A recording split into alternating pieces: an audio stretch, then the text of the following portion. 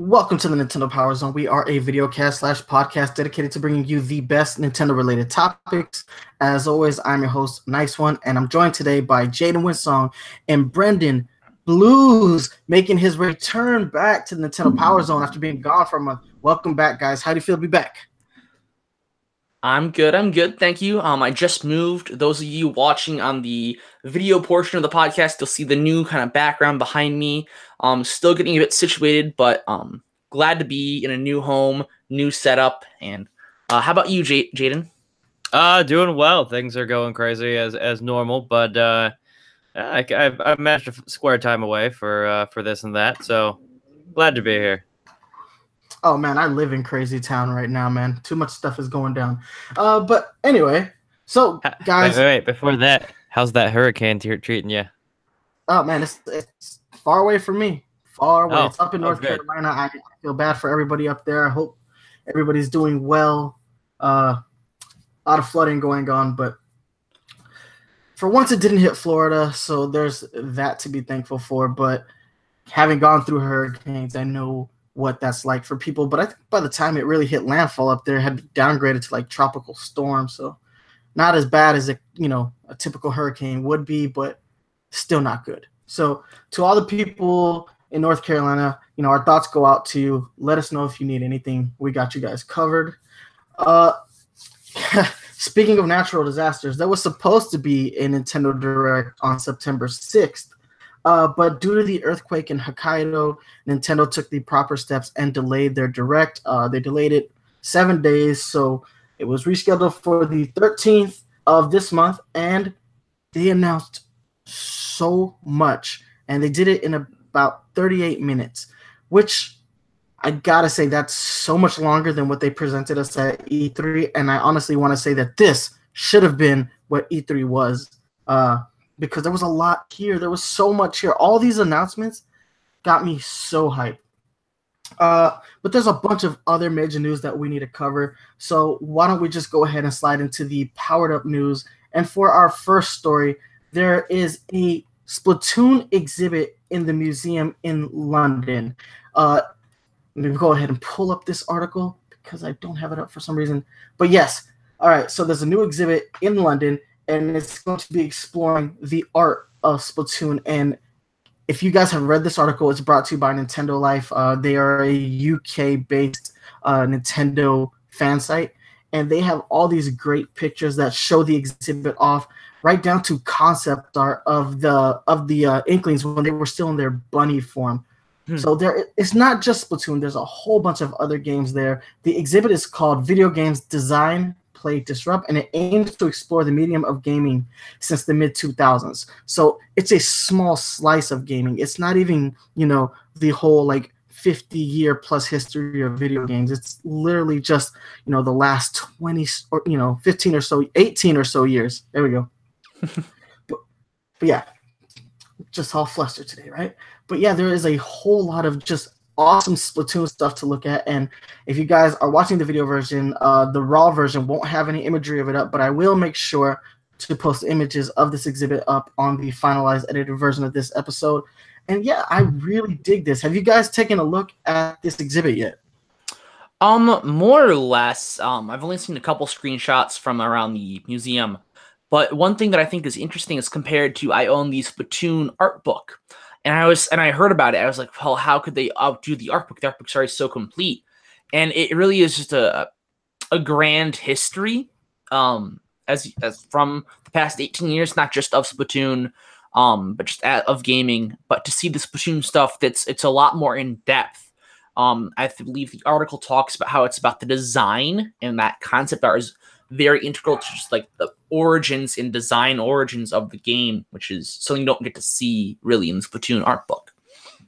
And just for for the sake of letting everybody know what you can expect to see in this exhibit, there is a video on bbc.co.uk. You can actually see a video of what is actually in the museum, and it's really cool. I implore you guys to take a look at this exhibit because it's definitely not coming stateside, guys. It's unfortunate, but yeah, it seems like every other region of the world gets much more Splatoon love than the US. Anyhow, let's go ahead and slide into the next topic. This is one that has me really excited. So, The Legend of Zelda may be coming to Universal Studios Islands of Adventure, and this comes from themeparkuniversity.com. Now, themeparkuniversity.com is a site that I frequent a lot because I live in Florida. I go to a lot of theme parks, and they're pretty accurate with their sources. And what they're saying is that The Legend of Zelda is going to take over the lost, what is it? I'm sorry. Can't remember the name of that section of the park. It's been so long. Let's see, where is it? So it's going to take over the Eighth Voyage of Sinbad ride, which is a water ride that's been defunct for a long time. That ride hasn't been open in at least 5 years. And this goes along with the expansion that they're supposed to be doing on the Universal Studios side. So for those who don't know, Universal Studios Florida is actually 2 theme parks. There's 3. There's a water park. There's the Islands of Adventure, which includes Harry Potter, Jurassic Park, Marvel superheroes, comic strip stuff from like syndicated newspapers, and some other stuff.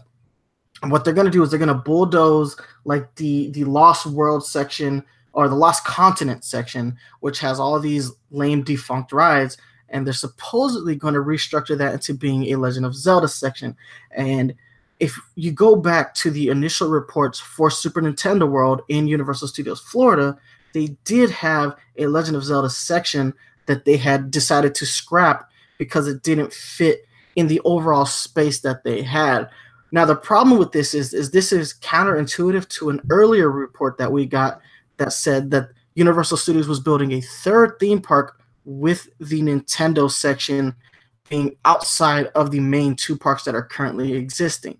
So we're getting conflicting reports, but Theme Park University, they were the people who gave us the initial concept art. So I'm willing to believe that their sources are accurate, at least for now. We never know. Plan. I believe they said it's supposed to open in 2022 here in the U.S., while the Japanese park is supposed to open around the time of the 2020 Olympics. I'm excited about this, especially now that Breath of the Wild has completely revitalized what the Legend of Zelda franchise is. It makes me think that the expansions that they plan on doing could incorporate a little bit of that Breath of the Wild art style. I would prefer that over the traditional, classic Legend of Zelda stuff like Ocarina of Time, Majora's Mask, or A Link to the Past. I would like to see them incorporate the stuff that is more current. Any thoughts on this? I think it's a good idea. I mean, from a business standpoint, it gives us a taste of what the Nintendo theme park could and would be. So I don't even know if we're supposed to be getting the Nintendo theme park in America. I know it's a Japan thing. I don't know if they've confirmed the America release yet. They confirmed the America release. They no haven't date, determined what they're building. Yeah, they just said around 2022, so 4 years from now. But what we do know is coming to the park is Pokemon. Will be replacing the children's section of the of Islands of Adventure. And we know that Super Nintendo World, the Mario section, is supposed to take over a slot in the actual Universal side of things, maybe replacing the E.T. and Woody Woodpecker section. That being said, all of this is conjecture. We still have no finality from. We have no word from Universal themselves as to where they intend to build the Super Nintendo World sections of their park. All of this is rumor until otherwise confirmed, but I do think it's safe to say that they're at least exploring these ideas. So I'm super excited. Brendan, any thoughts? I mean, I think you guys have already kind of summed it up. There's the reports of a Zelda theme park is huge. It does conflict the other reports, which makes us wonder, I suppose. But I feel it's all good because it's going to happen in 2022. And once that happens, it'll be what we want. I think you just sort of let them build it, and we will come. Yeah, there are still times for plans to change between now and then. So, yeah, I agree.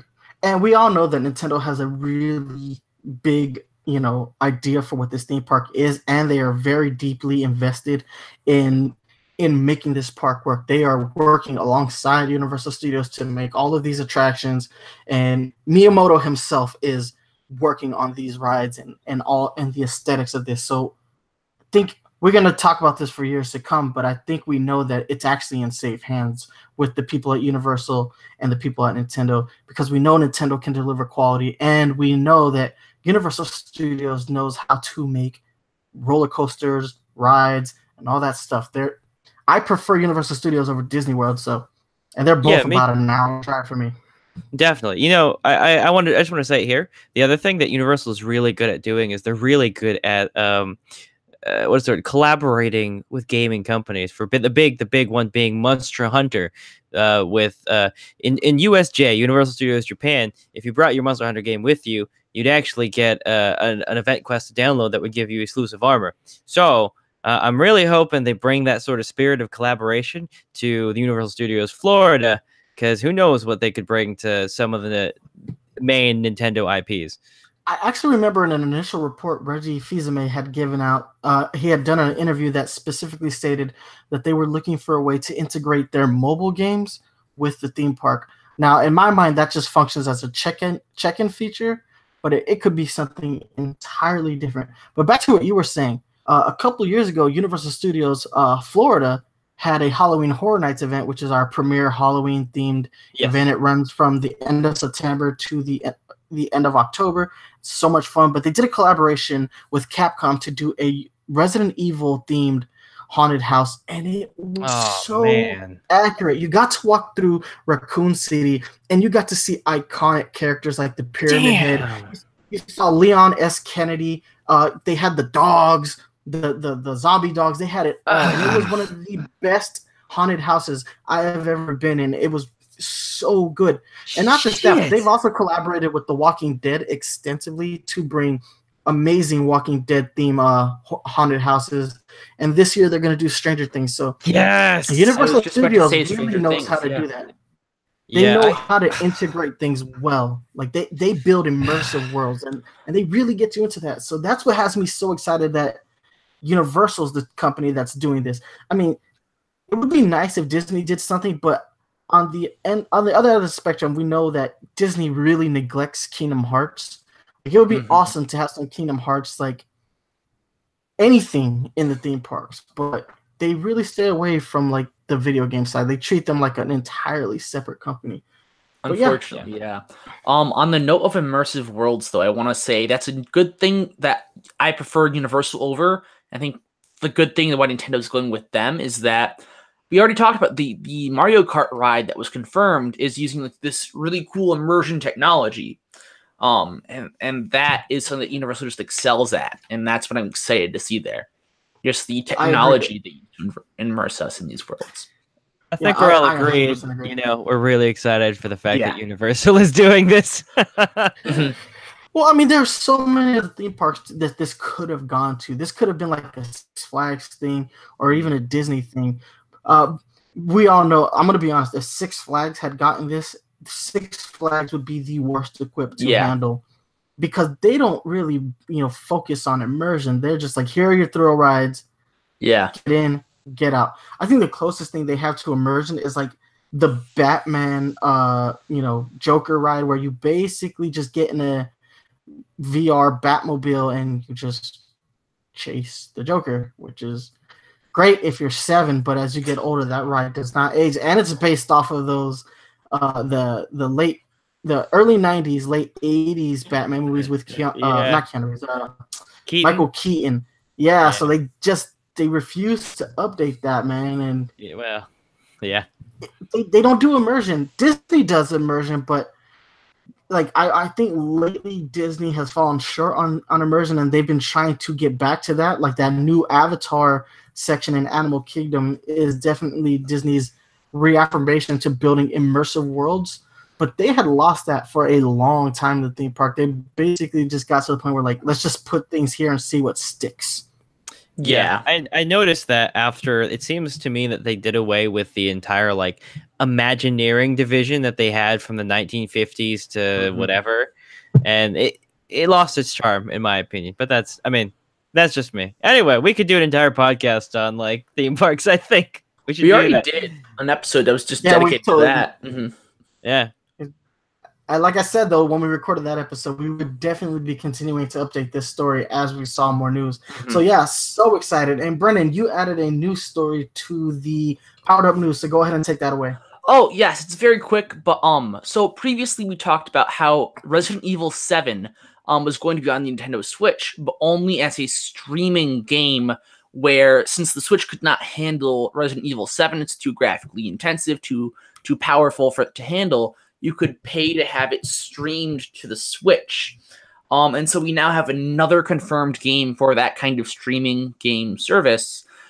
Whatever that ends up being, whether it ends up leaving Japan, I don't know. But that game is Assassin's Creed Odyssey, which I find very interesting. Assassin's Creed, I don't think has been, the last one we got was like Black Flag, or maybe only 3. That was on the Wii U. And the Wii U didn't push Assassin's Creed units, didn't push anything really. And so we've been not getting a lot of Assassin's Creed games. There's been a lot of mixed things on Assassin's Creed in general lately, but it's definitely different. These new Assassin's Creed games just look different from the previous ones, which has me intrigued, I guess. But to see it be powerful and see more games use this sort of service on the Switch is piquing my interest to what else could be possible. I don't know. Yeah, I agree. I'm kind of interested to see how this works. I know in Japan, it's a lot better for them to do something like this when it comes to streaming games because they have what I like to call super internet.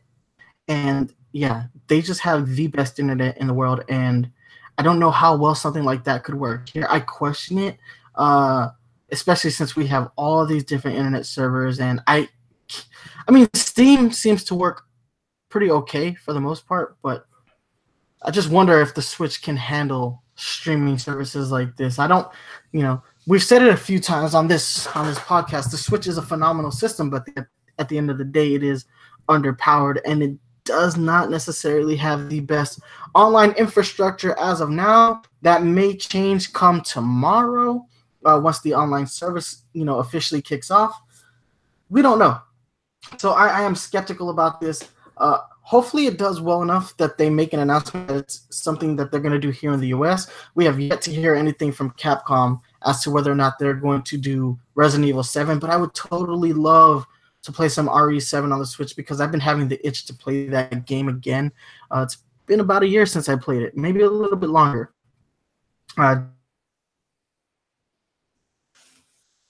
Jade. What's up? You cut out for me real quick. So no, you cut out for me real quick. So all I heard was Jane. I said, any thoughts on this matter? Oh yeah. So what'll really kill this service is how much bandwidth it requires. That's what'll really kill it because there are some people out in the rural areas of America, the Midwest, et cetera, et cetera. Don't worry, we haven't forgotten about you, Middle America. That their internet isn't the super cable that pulls 1 gig speeds. They get 50 if they're lucky, and they're running off a satellite. So I don't even think satellites can do 50. Anyway, the point is, if this service is going to require a massive bandwidth, that's going to hurt the business model. Although, on the other hand, this is going to push new technology because this is one of the things where people are talking about. We could see a return of just having terminals and having processing being done on another area. So this is a very interesting foray into that technology. It's true. And now the games that they've announced for the service so far, Resident Evil 7, Assassin's Creed, Odyssey, fairly new games.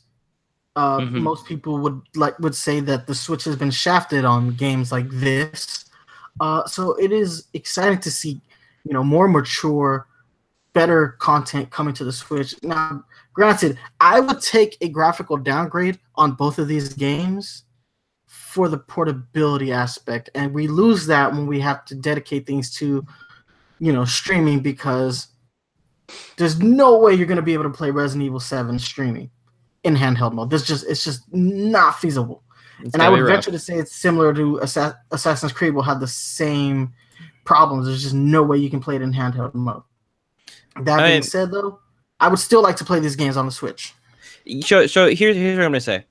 It's probably not possible. But in the event that it could be, it would drain your battery so bad. Like, you'd be lucky to get 2-3 hours out of that. So I could see why it would make sense to do docked. Yeah, playing Breath of the Wild, I only got about 3.5 hours before I had to charge the system, and that was like 3.5 hours from fully charged to completely dead. Yeah. Yep. So. All right. So I think that'll go ahead and cover our news section. So guys, tell us what you thought. And before we go ahead and slide into our topic of the week, I wanted to say what sources we use. So today we use sources from Nintendo Life, Nintendo Wire, and Theme Park University. This is, again, part of our commitment to let you know where we get our sources so that we aren't accused of doing anything Philip Mewson related. Oh, Philip Mewson, you will always forever be remembered as being a schmuck. I'm sorry to say. All right. So, guys, let's go ahead. Before we go ahead and cut into commercial, let's go ahead and get into the topic. Let's talk about the 3DS stuff first. So there were a few games announced for the 3DS. Let's go ahead and hit them in the order that they were announced. So the first one up is Kirby's Extra Epic Yarn. Now, this is a Wii title. This is a weird one because lately Nintendo's been finding ways to port Wii U games onto the 3DS. We had what's it called? Super Mario Maker for the 3DS first. And then Yoshi's Woolly World. Yoshi's Woolly World. And now we're going to have Kirby's Extra Epic Yarn, which is kind of a step back. I mean, aesthetically, I thought Kirby's Epic Yarn was a beautiful game. And it obviously led the way for games like Yoshi's Woolly World and Yoshi's Crafted World, which we're going to talk about a little bit later on today's show. But yeah, not a graphically intensive game. They are adding some new functionality to the game, some extra power-ups. I believe there was going to be amiibo support. But the game looks as good as it ever did. They didn't say whether or not it was going to support 3D functions. And now I know that the 3D functions have been going to the wayside a little bit when it comes to 3DS titles. But still, I love this game. It is on the more baby side of Kirby games. It's like super easy, but it's still a pretty fun game, easy to play in co-op. So yeah, I actually like this title being on the 3DS. I think if you didn't get a chance to play it on the Wii, this is your chance to play it now. Any thoughts? I really hope they add 3D. Yeah, I think seeing how this game in its sort of yarn 2D style will look in 3D has me interested. I want to know how that looks. In terms of it being a Wii port, I've noticed a lot of Wii ports coming to the Switch, which I don't like. At first, it struck me as kind of weird, but now I kind of don't think it's a bad thing. We've seen, or not to 3DS, but to Switch, I suppose. We saw Go Vacation, which was a Wii game. We saw Da Blob and Da Blob 2, and Carnival Games, which is like a Wii, like almost launched mini game title. Is coming. There was another game too. World of Goo got announced for the Switch as well. Well, World of Goo was on everything though. Like, and that was true. Yeah, all three of their games. What's that? World of Goo, Little Inferno, and Human Resource Machine are just on every system though. So that's that's nothing to be sneezing at, I suppose. Yeah, that's expected at this point. Yeah, they were on Wii U as well. Yeah. But what? But I'm glad to see it. I'm glad to see more Wii games kind of get resurfaced. I think we're at a interesting point where we can port Wii games now. I think, people thought like Twilight Princess was kind of too soon, but now I feel like with the Switch, it's not too soon. I don't know. I feel like Switch, I would not mind seeing some more Wii games. Yeah, I'd like to see Skyward Sword and Xenoblade Chronicles 1 ported onto the Switch. Yeah. We've already got the 3DS, port for Xenoblade Chronicles, and you can take that as you will. But I want a No More Heroes 1 and 2 port. Yeah, that's what I absolutely. want. Or Wonderful 101. Joy-Con support. Or Mad World. That would be fantastic. Mad World Oh would be yeah, cool. Mad World would be good. I know for a fact I'm going to be bringing up Wii ports later on in this episode too, so look out for that when I. We're gonna be talking about a lot of ports today, if we're being honest. Yeah. I mean, I was gonna wait to bring this up until later, but I know in terms of, I just figured I'd bring it up now. But the Wii ports, I know a lot of people have been complaining, like, why does Nintendo just rehash their games? I'm like, really, guys, come on. If we're gonna be 100% real talk honest here, the PS4 Xbone generation has been a shit ton of HD remasters. You cannot blame Nintendo for taking a piece of the pie. Well, I just remember the PS4. The PS4 launched. The PS4 launched, and they were like Last of Us HD. I'm like, this game just came out. Yeah, exactly. But no one got mad at PlayStation for doing it. No one gets mad when Xbone does it, but Nintendo does it, and everyone loses their fucking mind. And you know, I don't want to look like a fanboy, but when people hold double standards, it kind of pisses me off, you know? So the fact that we're seeing remasters now with Nintendo, dude, everyone else is doing it. Just let them fucking do it.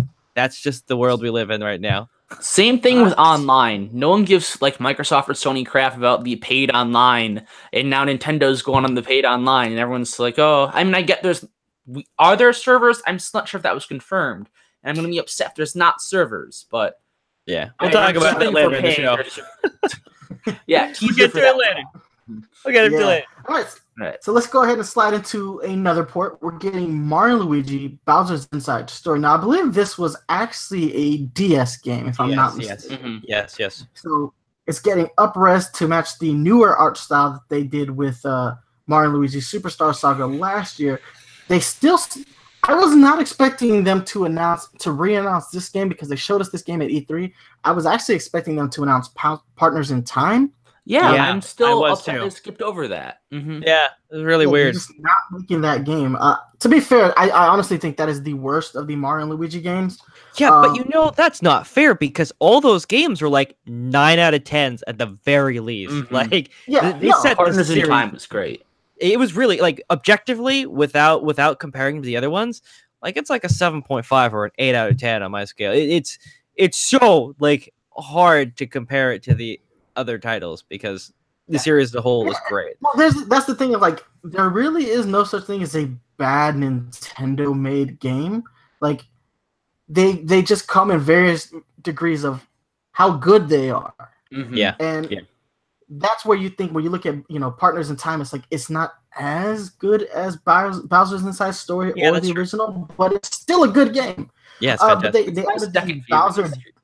Personally, I like Bowser's Inside Story, Partners in Time, and then original. But then from there, the Dream Team and Paper Jam are tied for last. Oh, Paper Jam.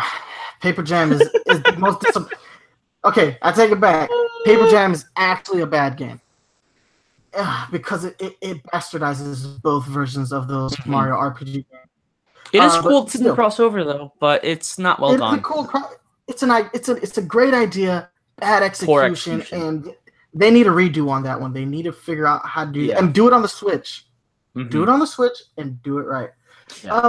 Again, we know that they've added the Bowser Jr.'s Journey section, which is kind of like a boss rush mode. Not really that interested in this like side stuff. I'm glad they're adding more content. It's an excuse to rebuy these games and not feel so bad. But then I wonder, like, am I actually gonna play that part of the game? Probably not.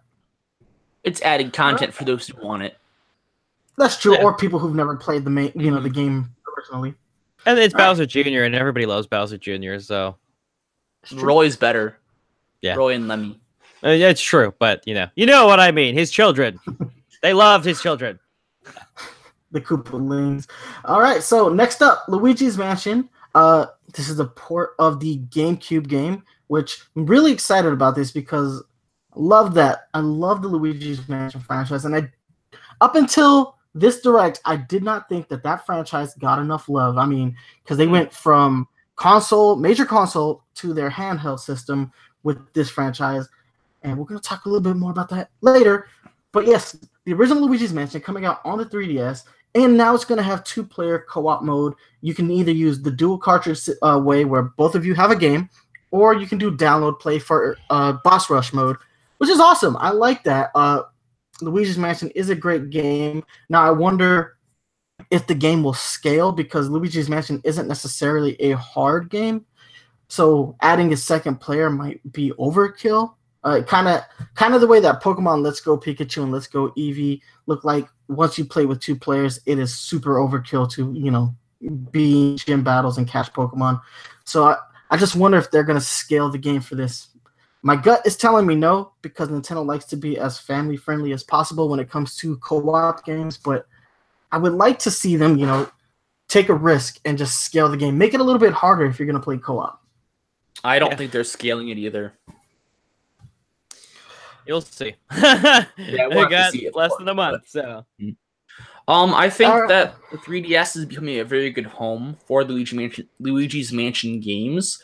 I'm glad to see the original one make a return because Dark Moon was the the sequel, the 3DS one originally. Yep.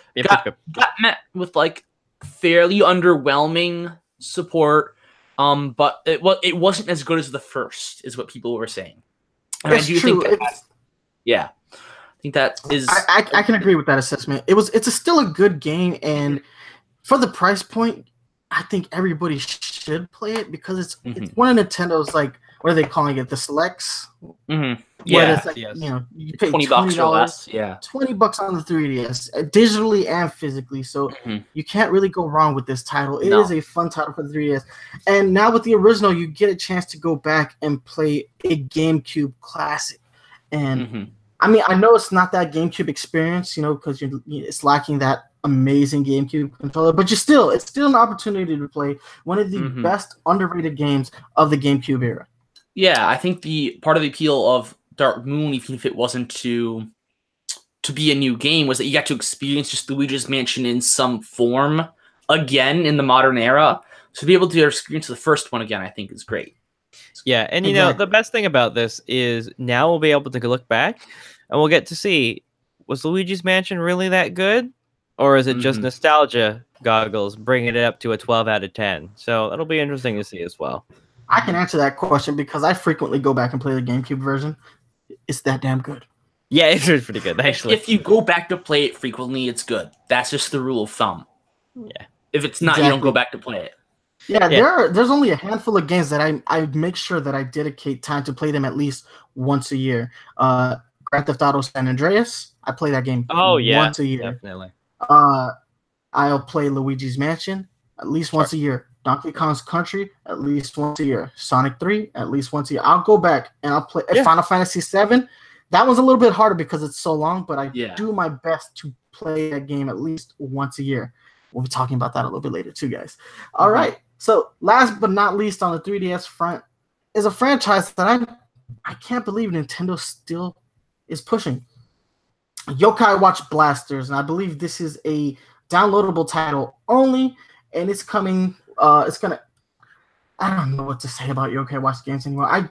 I can't fathom why they keep trying to push this as the next Pokemon when it's clearly not. I mean, it has a lot of the stuff that you think would make it as popular as Pokemon, but these games just don't achieve the levels of success that the Pokemon games do. And I know Nintendo pretty much does it so that they keep who's the studio that makes them level 5. Level 5. Good.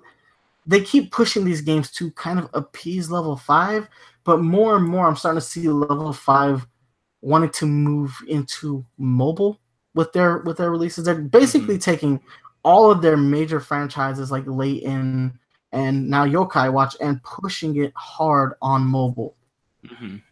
So I know Nintendo's doing it to kind of just appease one of their biggest collaborators, but Yokai Watch does not really work outside of Japan. Any thoughts on this game? I mean, well, you hit it on the nose right there. I mean, Yokai Watch works well in Japan, and it seems to have lukewarm success. Like, I don't see people not buying it, but it doesn't. I don't think it's a console seller the way Pokemon is. I think, and let's be fair. The Yokai Watch, the mechanics as a whole are actually pretty interesting. The game mechanics aren't bad.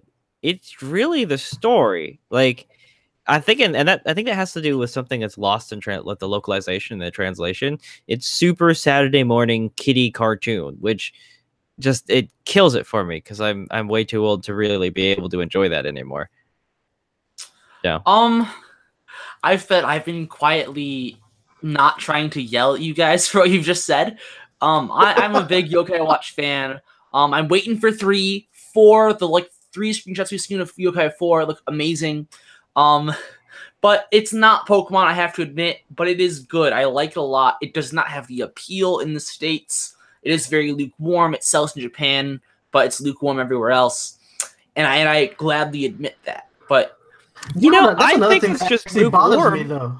Yeah, Yokai is not nearly it's underrated in the States, and I always go back to this. I think it's the localization. I think it has got bad marketing and bad localization. The thing that bothers me is that I think what bothers me about the series as a whole is how far behind we tend to be from Japan when it comes to these games. We are consistently 2 to 3 years behind whatever release they have in Japan. We are so far behind in Yokai Watch right now. What are they on? They're, in Japan, they're on their 4th game, and we still have yet to get 4. Okay, 3, but we haven't even had 2 or 3 years ago now. 2 just came out. Blasters is a side game that's already in 2. It might be in 1. They've turned that side mini game into a full game, and that's what we have. It is a physical release. They're pushing the Moon Rabbit not DLC but update, which is for the 3rd game, where you had Pokemon Ruby, Sapphire, and Emerald. This is their Emerald. They do those Emerald sort of titles as download onlys in the US and other localizations. Didn't they announce another Yokai Watch game that was kind of a side story? Yeah, there's 2 phone games which are side stories. But we had one where it's where you had to go back in time, but it wasn't a numbered Yokai Watch game. That was 2. 2 is the one you go back in time in. Yeah, okay. That was the one. Yeah. Okay, so they just announced the 3rd version of that 2nd game. Which is I think so. So there's Fleshy Souls. I don't know. There's Bones, Fleshy Spirits in the 3rd one. I've forgotten them. Psychic Specters, I think. I wanted to like Yokai Watch. I really did. I gave it a fair shot, and I even watched the anime. And the anime is really bad. The only reason I would continue to watch it is because it always came on right before Pokemon on Disney XD. I still watch the anime even though it's bad. I watch it because it's bad. I have a running joke where I keep watching it, waiting for the plot to actually happen, and it just never happens. There's never a plot. But then the one time they actually gave me kind of a plot. And then they didn't acknowledge that it ever happened again after that episode. I was like, what? What? I'm kind of curious to see how the fan subs are for that show, if there were one. The translations on that, because I'm Again, I stick by the opinion that a lot of level 5's games, not a lot, but a couple of the ones I played, Yokai and Little Battlers Extreme, they had terrible localizations. Good game. You look at games like Layton, and Layton was a phenomenon, over the last, 10 years. What they did with the Layton franchise, and now that they've moved into Lady Layton, those games are still amazingly popular, and they're pretty much point-and-click games. We're looking at a dated, form of play style, and those games do extraordinarily well on whatever platform, especially on the DS and the 3DS platform. Yokai Watch doesn't have that magic that the Layton games have, in my opinion. I think also that's because Layton is targeting a different audience. It's got a wider demographic. LBX and Yokai are strictly for kids. That's that's who they are. They target it. It's a very hard line. If you're 10 and under, this is for you. We're not going to give the adults anything. Which is what Pokemon does really well. They're like, okay, let's make something that everyone can enjoy. And that's, I think, why they don't mention ages at all. Yeah, I agree. I can see that. I think also, but I think there's that running argument that Pokemon games start to skew younger with every generation. They have been lately. The audience continues to age older. Upwards. Yeah, the audience gets older, but they continue to play the Pokemon games, yet they keep trying to skew the game down. Like, to be fair, if you go back and you play those original Pokemon games, they're actually kind of brutal.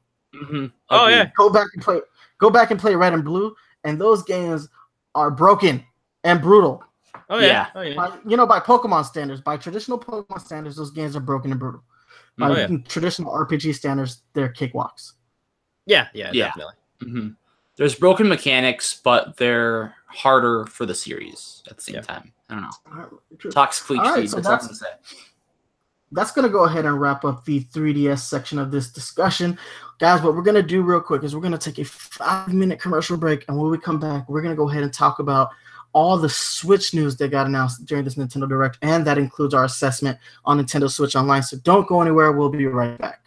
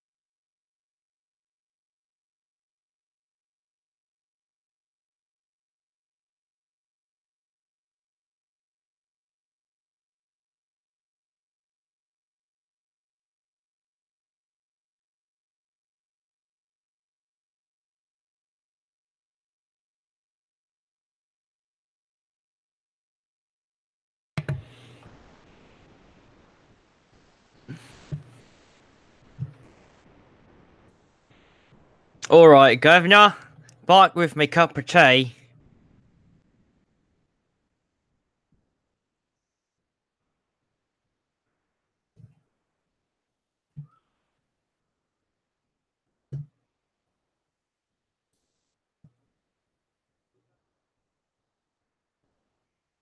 Wait, am I getting bad? Weird. Hold on. Maybe my speed is being weird. Your speed is being very weird, dude. That's a speed test. What the hell, dude? I'm getting like 40 megs per second. Nice one's getting 30 seconds per second. Jesus Christ. That'd be hella fast, honestly. If you think about it, if 30 seconds were to transpire in the time span of a second, dude, that's actually stupid fast. Every 2 seconds would be a minute, right? I was just making a joke because he said, "Give me 30 seconds." Who's tapping the mic? Not me. Give Nice me a one, sick that beat. you? Give me a sick beat so I can drop. What do the kids do? Rap battles or something? Drop some fire bars. Yeah. I'm going what you to call it, get Grandpa. so litted or something. My rhymes will be on the fleek. Take a note from Captain Cuttlefish, dude. I don't know who that is, but yes, I'll Captain take a note. Cuttlefish from Splatoon. Splatoon. Oh yeah. Sorry, I thought we were talking in a different context. Squid Yeah. Beak Splatoon member and founder of the new Squid Beak Splatoon. Yeah. I have no idea what's going on with my camera today. Apparently, my camera's been shitty this whole stream. Yeah, it's been pretty pixely and blocky. I Unfortunately. have no idea what's going on with it. I mean, as long as we can make you out in the Mario behind you, it's fine. It's Let's go. a bit tougher to do it, but it's fine. So Like, terrible lately. It could be your net. It looks like a bandwidth issue. that thing. It's gotta What's be. your speed if you go to speed test? No, I don't even want to look right now.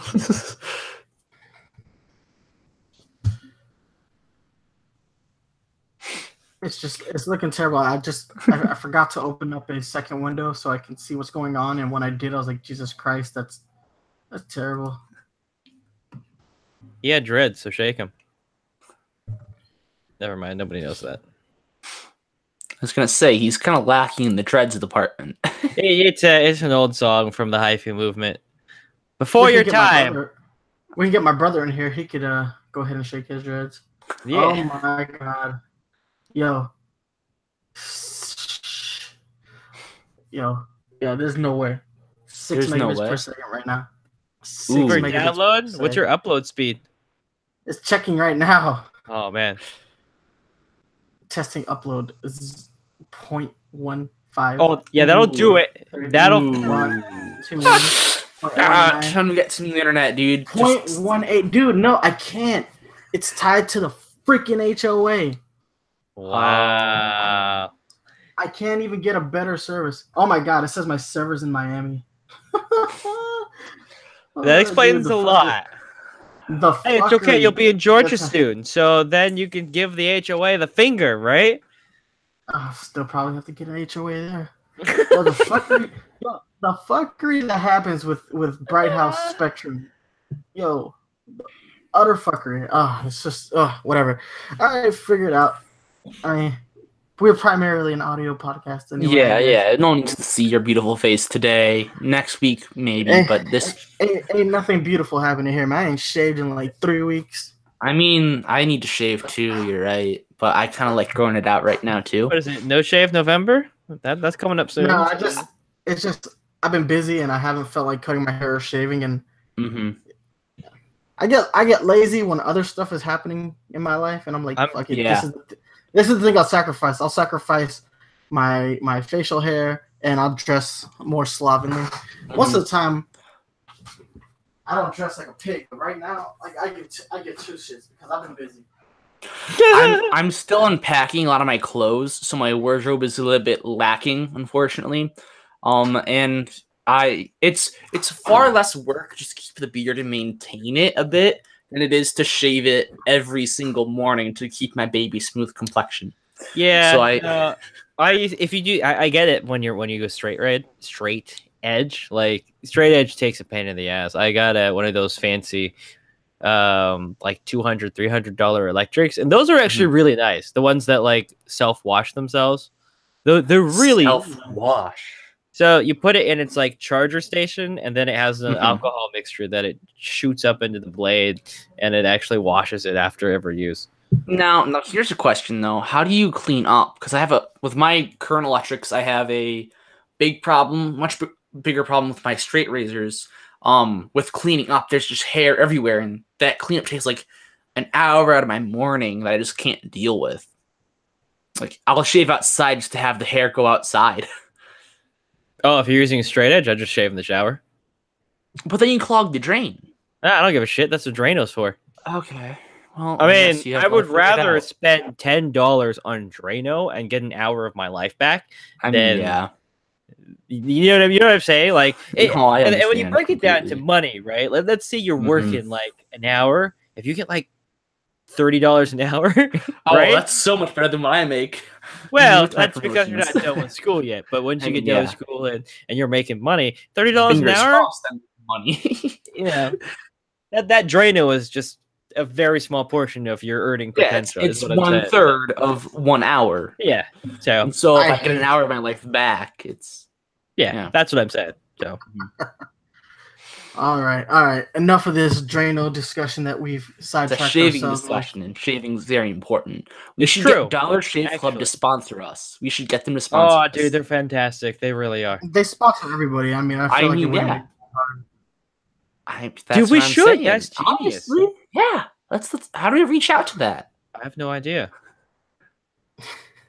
You know what's great though? Speaking of Dollar Shave Club, my fiance actually steals my Dollar Shave razors because woman razors are ass. Yeah. I don't know why they buy them. If they're just going to steal men's razors anyway, like, what's the point? I don't get it. I really don't. Anyway, back to Nintendo Switch. Oh yes, that's what we were talking about today. I forgot. Yeah. No, this is the shaving podcast. Now we're done. We're done with. Can't even do it. All right, let's do this. It's been a long day. I've been up since 5. That's on you, son. All right. Oh, I think he just went. Oh no! Like, let's start, and then. But it froze. Yeah. Oh no! Come on now. Yeah, now you're good. You're good. Oh, shut up. And welcome back to the Nintendo Power Zone, guys. If you are just joining us live, we are discussing the September 13th Nintendo Direct that took place just a few days ago. We're giving you our thoughts. We've already talked 3DS. Now let's go ahead and time to talk about the stuff that we all really care about, the Nintendo Switch section. So there were real quick. I just want to slide in right here before we get to the big stuff. Nintendo Switch, for you guys who are Tales fans, Tales of Vesperia Collector's Edition is on sale for pre-order from the Bandai Namco store. So check it out. It's $100. Ton of shit. If you're a Tales fan like me, check it out. That's my spiel. Nice. Please sponsor us. Anyway, back to the Direct. Awesome sauce. So what we have is a crap ton of titles. Legit, this should have been their entire E3 because had they just talked about all this stuff at E3, people wouldn't have been bitchy. But it's just they started off so big, in my opinion. They started off so big. Luigi's Mansion 3, and that is a working title. And oh my god, just a few minutes ago, I was saying that Luigi's Mansion is the most underrated GameCube game. It gets no love. The Luigi spin-off games, they don't push them the way they should. I mean, the fact that when we get the first Luigi's Mansion game back in 2001. Oh, the first one. Okay.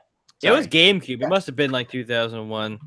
Yeah. So yeah, that was a launch game with the GameCube, and we are just now getting our third.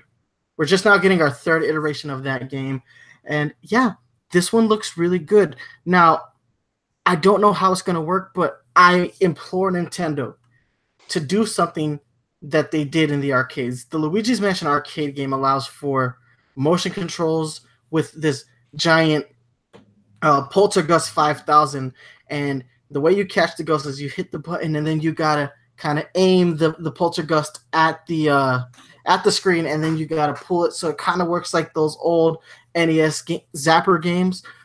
but it's so dope. And if you guys haven't seen the video, I've done a Let's Play of that game a few times at the Dave & Buster's in Orlando, Florida. Both me and my fiance love that game. So I hope that they add that kind of functionality to the Luigi's Mansion for the Switch. But yeah, that's a really big title. It's a big title with a popular Nintendo IP, and that franchise, it's got a nice cult following. So I definitely hope people get this game. It's coming out in 2019, so it's a pretty big announcement. They didn't give a release date, although I am a little skeptical that it may be coming out in 2019 because Metroid isn't going to be ready in 2019. Yeah. But still, I'm super excited. Luigi's Mansion, let's get it. And graphically, it looked okay. It didn't look as good as Super Mario Odyssey, but I'm pretty sure we've just saw an early build of the game, so I'm sure it'll get a lot better looking between now and the time that the game actually comes out. Thoughts on Luigi's Mansion 3, guys? I'm also hoping it's an early build. It did look a little bit messy, but I mean, this is so this is one of the things when you mentioned about 2019 as release date. I actually think that might be plausible. One of the reasons why Metroid 4 is taking a while, I presume, is that they're rebuilding a Metroid 4 engine, right? So, but with Luigi's Mansion, they already have the Dark Moon engine. All they'd have to do is, pull some crap from there and maybe make some tweaks. And, if ever goes well, maybe end of 2019. I'm really hoping that they add the co-op features that we're seeing in the 3DS version. So, maybe local multiplayer is a must, I think. But it'd be nice if you could have like the dual cartridge thing that they do with the 3DS, where I have the game, you have the game, we can have our own screens and play together. That could be really, really fun. So excited about Luigi's Mansion 3. So my thoughts, first of all, I think there's a weird kind of balance they have to find between Dark Moon and the original, where everyone says the original is so much better. Pull what people liked from that. But I kind of like a lot of the new stuff that was introduced. I'm not sure if it's official or not, but I'm pretty sure that we're getting just one mansion, just like the original, whereas the Dark Moon had 3. But if you look at the sort of like title card, I guess you'd call it, it shows a very, very tall mansion, similar to that one Street Pass game, which is like an endless floor of haunted tower mansions or something. Which is it's a cool concept, I think, to be more, maybe not each floor is smaller, but you have a lot of floors. Could be interesting. There was a multiplayer version on Dark Moon that had something similar, the Tower of Scare or Tower of Fear. I don't know, but let's look at in that too. I kind of wish, if we're gonna be honest, if we could go back to last month's Smash Direct. I kind of wish that they had trolled us the way that they trolled us with this Smash Direct, or with this Smash announcement, with with the Luigi's Mansion, where they had Dead Luigi and that became a meme for a little while. That is a perfect segue. That's a good segue into what I want to talk about next. I hope we get Castlevania DLC, where Luigi's Mansion, the mansion is now Dracula's castle. And I think Dracula's castle could be very interesting. I think you wouldn't be able to have a lot of the Castlevania enemies per se. Some of them just won't fit. A lot of them could. Platforming, I think, would be harder. But you would just have it more themed to be a Castlevania type game. I don't know. But I'm really hoping they put some Castlevania DLC. That would be really interesting. I can't see Nintendo doing something like that, but if they did, it could be a lot of fun. But all right. I think that was a good tease. I think it was cool to tease it so early with like Luigi's Mansion, get it in our heads that like it exists, and then announce it. As well as I think people pointed out that it's a new poltergeist that he used in the trailer to get people like sort of speculating. Is this coming? Is this happening? So that was actually smart. They didn't troll us so that we could actually think about it for a while. Yeah, I didn't really notice if the poltergeist was different in this specific trailer, but if it is, I'm going to have to go back. I've seen this direct like 3 times, and I'm still haven't paid attention to some of the finer details because every time I've watched the direct, I've been writing our show notes so that we could discuss all the announcements that came out of this massive direct. Yes. So, speaking of massive, Splatoon 2 4.0 update. A lot of changes in this update. So, they're making a huge change to Splatfest. Splatfest will now be divided into 2 categories, normal and pro. So, your normal battles, the category can be played in solo or as a team of up to 4 people. So, it's going to function essentially like Salmon Run, which I love that idea. I have always wanted to play 2-player Splatfest because it's not often that you can get a team of 4, to just do Splatfest with. I mean, every now and then I can accomplish that, but it's a lot easier to do a team of 2 or 3. And before you didn't have that, you really didn't have that option of playing with your friends during Splatfest, which was the worst idea ever, because if you're going to basically remove all of the other features in the game so that you can do Splatfest and you can't play with your friends, that blows. I mean, there are a few times where I've been able to play with Mario After Party and my fiance randomly. I remember when the first Splatoon game was out, Mario After Party and I used to try to hit the button at the same time to see if it would put us into the same lobby. And every now and then that would actually work, which would be funny. But you never really get to play with your friends. I like this option. And the game will just compensate. So if you're playing with less than, 4 people, so if you have a team of 2 or 3, the game will just find a random 4th for you. Very awesome. Pretty much functions just like Salmon Run. When you select continue or change gear and continue, you can now continue onto the next battle with the same team.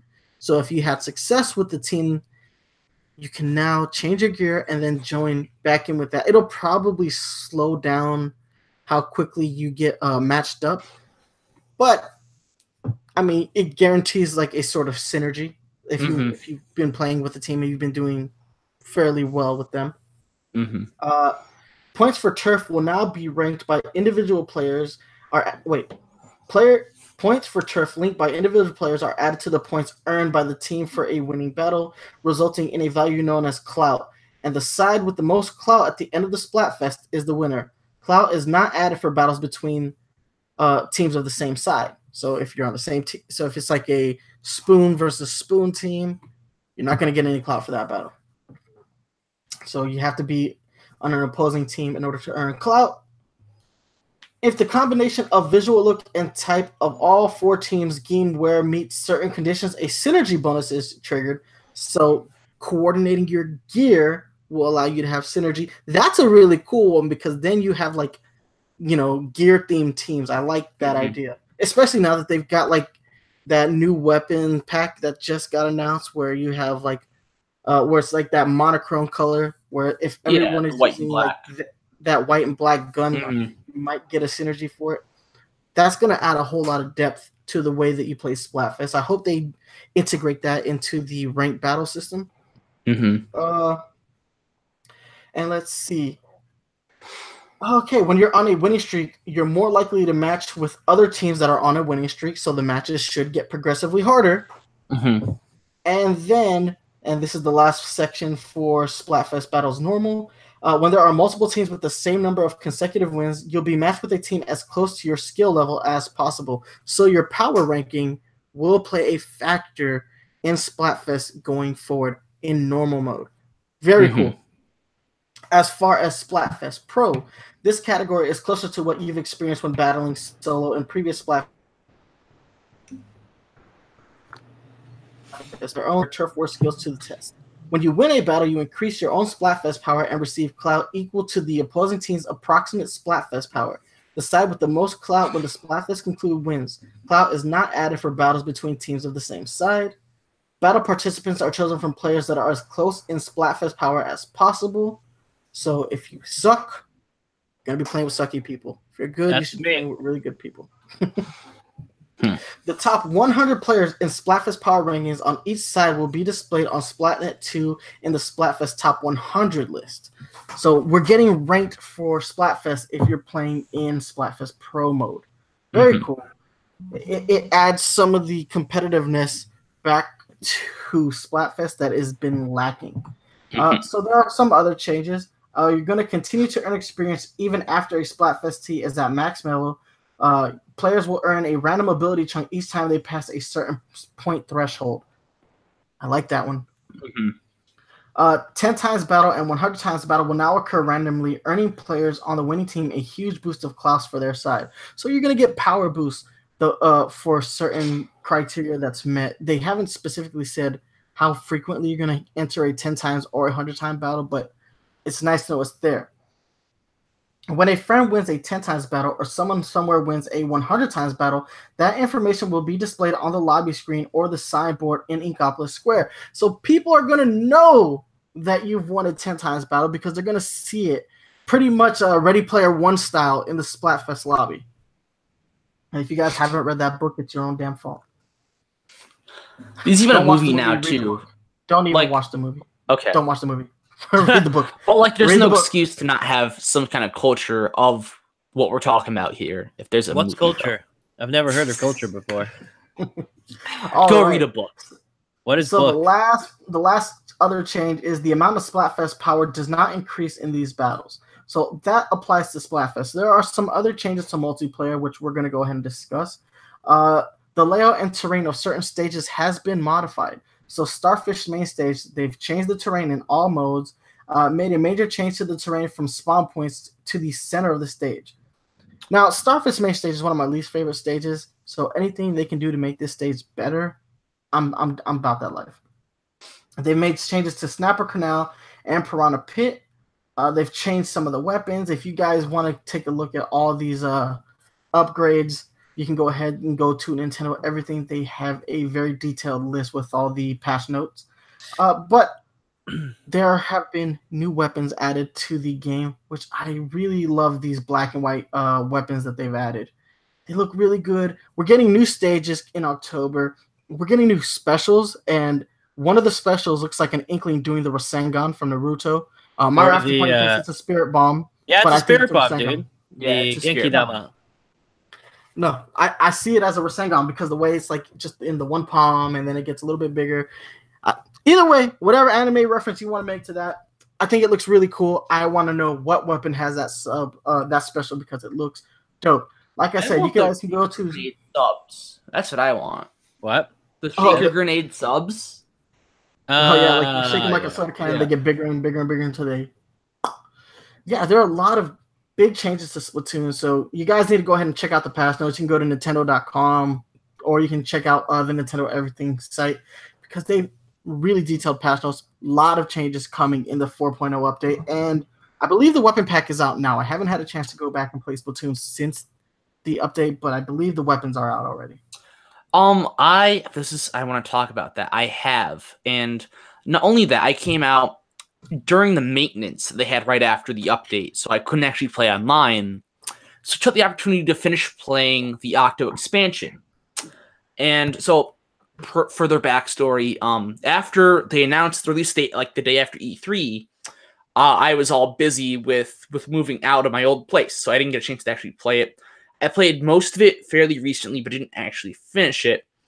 But during that maintenance, I decided to finish it. And I got a weird glitch after finishing it and going into Inkopolis Square, where I got a repeat of the previous Spoon vs. Fork Splatfest results. And the dialogue had actually changed. The dialogue reflected the new system. And so popularity, the popularity was the same, but then it had clout for both normal and pro Splatfest, they mentioned. And they were set to both $99.99 for, I believe, Team Fork, Team Pearl. So the measurements themselves weren't accurate, but I thought it was interesting to see that the dialogue had changed. The information had changed accordingly. And then, of course, Marina blew up at Pearl, and that awkward blow up happened again. I got to witness that a second time. I was hoping they'd give me more sea snails, because said my sea snails would be available to pick up. They unfortunately weren't. So, oh well. Can't win them all. So that was really on. interesting. Yeah. Weapon pack is out, by the way. No subs or specials, though. The one thing I do want to mention about this list is the seeming lack of any sort of reference to a what do they call it? The cheat protector, cheat protection. So, all the Hacker- hacking that's yeah. going on. the hacking protection. So that's a little bit disappointing. I'm hoping they're really dealing with it, and just not mentioning it, Mhm. as opposed to ignoring it. But I guess we'll see Well, once the next Splatnet They did Fest say comes they were around. perma-banning anyone who was caught cheating, but they haven't exactly explained how they're going about catching cheaters, and I hope they're not just using that report system that's part of the Splatnet 2 app. It's personally, I don't think that's enough. I think Nintendo should be monitoring their game the way that other companies monitor their games, but you Mhm. never know when it comes to Nintendo. Sometimes they like to do their own thing. Yeah. So sliding into our next topic, Mega Man 11. Super excited Oh, about this yeah. game. It got a playable demo that was released the date of the original scheduled time for the Direct. So it was released September 6th, presumably after the time that the Direct was supposed to end. I haven't had a chance to play this demo yet. I've watched gameplay of the demo. It looks phenomenal. I just haven't had a lot of chance to play video games. I've been so busy lately, but that's a damn lie. I take it back. I have been playing so much Spider-Man. I've been playing so much Spider. I'm a damn liar. I haven't had any time to play my Switch. Yeah. But shout out to Sony for actually coming out with a really good Spider-Man game. I want to shout them out because Well, I'm a huge Insomniac Spider-Man is fan, good. and most Spider-Man games suck. But yeah, honestly, I thought Insomniac wouldn't be able to handle it. If I'm being 100% honest, I didn't think they had the ability to do this game any kind of justice. And there's still areas where the game falls short, but I'll discuss that on my other channel. But this is a Nintendo channel right now. But yeah, Mega Man 11 game looks really good. Graphics are good. It looks like we're not going to run into a Mighty Number 9 situation with this game where we're being shown something that we're ultimately not delivered on. The game comes out October 2nd, one day before my birthday, so I look forward to picking that game up. And yeah, this really was a enjoy game that I'm also really excited for because I'm a big Mega Man fan. I've been playing since like Mega Man 2 or Mega Man 1, really.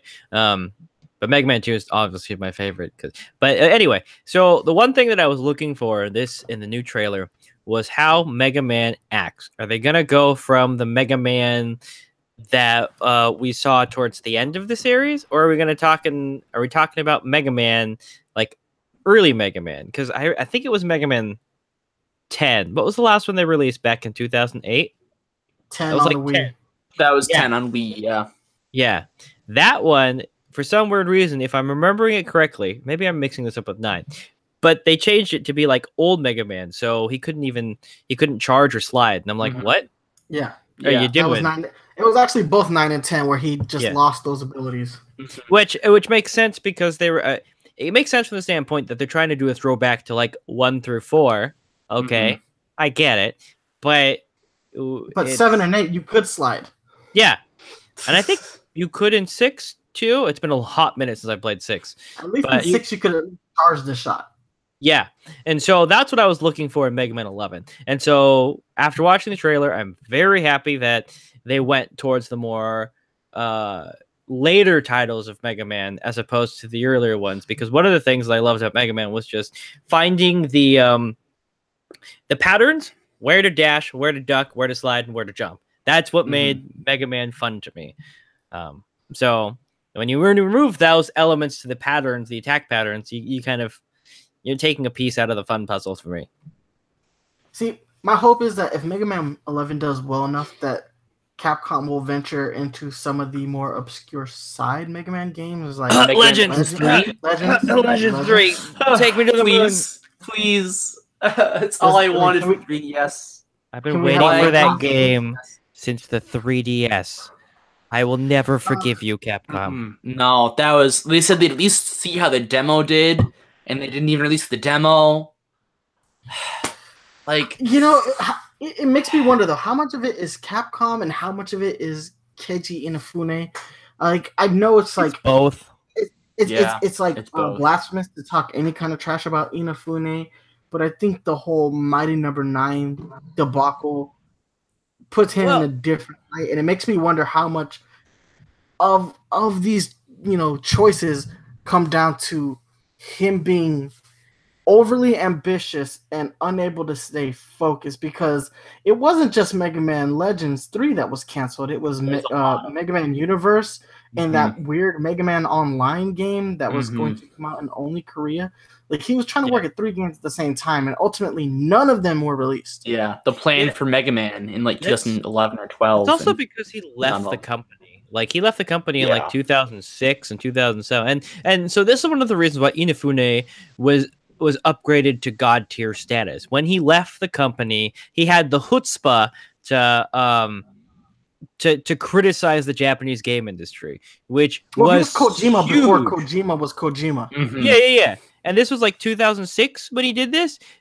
No one did that in 2006, because if you remember the state of the industry in 2006, it wasn't Western games that were on top. It was the Eastern JRPGs. All the Japan games were the ones that were on top. And it wasn't until like 2007 with Call of Duty 4 that really catapulted Western games into the forefront. But since then, he basically got blacklisted from Capcom. And I really think there's a strong correlation between Inafune's criticism of the Japanese industry and them killing his baby. Yeah. So. All right. So next up, we have the update for Mario Tennis. So they're calling this Mario Tennis Aces version 2. They're going to include these following characters: Birdo, Shy Guy, Koopa Troopa, and Petey Piranha will all be playable. There are going to be some new online challenges. There's a co-op challenge that you can play online with your friends. I like this. I kind of wish it was co-op, because I don't know a lot of people who actually own this game. I own it. You could buy it for me if you want. Anybody out there, just, I'll take it. I'm not gonna lie, I enjoy the hell out of Mario Tennis Aces. Like, it's good. The single player isn't the best, but I'm not there for the single player. I'm there to play online and local multiplayer. And the way the game works is it functions extraordinarily well in both modes. And I like the fact that you can see your opponent's connection and choose to play them or not. I'm sorry, guys, but if your connection is less than 3 or 4, I'm not playing you. No, agreed with that. Yeah, I'm not about that life. But it does leave a lot to be desired with the lacking single player. The online is where it's at, but there's little else to do. So if you're not really in the mood for the online, there's no mini games or anything else, which really bugged me. But the online co-op is something that is nice to see it there. Finally, should have been there from the start, but we're getting it eventually, and I hope we get more. They need more still. It's still not enough. I'm just gonna say, as someone who hasn't played Mario Tennis since the 64 era, like, all y'all are spoiled. We didn't have no story mode in Mario Tennis 64. But in Mario Power Tennis, Mario Power Tennis on GameCube, that revolutionized the series. There is no Mario Tennis that is better than that one, and it's kind of upsetting. Next, you're going to be saying that Double Dash was the best one, and nothing ever comes close. It's a top tier. Oh, get out! No. I left the room for a minute, and I heard some blasphemy being spoken. Double Dash is the best Mario Kart game, without a doubt. I don't know. It's got some balancing issues, in my opinion. Yeah, but it is really good. It's the last time we got like individualized weapons in a Mario Kart game. But the individualized weapons are broken. Babies are the best. Awesome. Yeah. Yes, the babies are the best. But that's not. So I have to pick babies in order to have any fun in the game.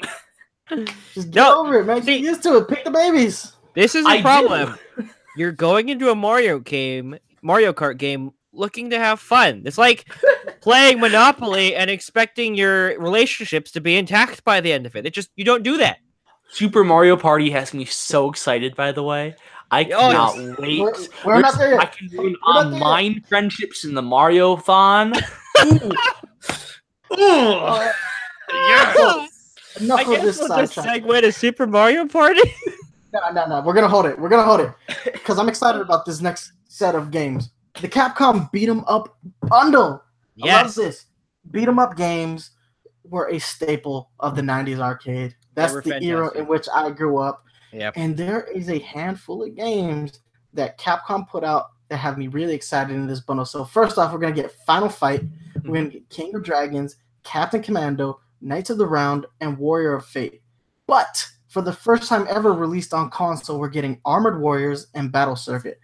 Super excited about these games. Final Fight is a classic. Now, they haven't been able to fix that franchise since that original game. But it is a classic. But I'm really excited to see Captain Commando on this list because, man, it's been a long time since I played Captain Commando. Yeah. And he gets all this love in the Marvel vs. Capcom franchise, but he has not had his own game in quite a while. God, it's been like 20 years, hasn't it? Yeah, it's been a long time. As someone who was born right when these games came out, I did not have a lot of connection with these games. I went back and I played Final Fight, the original, but that's about it. I'm glad to see this for the fans of them. But I think it's really cool to see Armored Warriors and Battle Circuit just because giant robots. Yeah, well, giant that robots. That too, but just we never got to see them. Yeah. Exactly.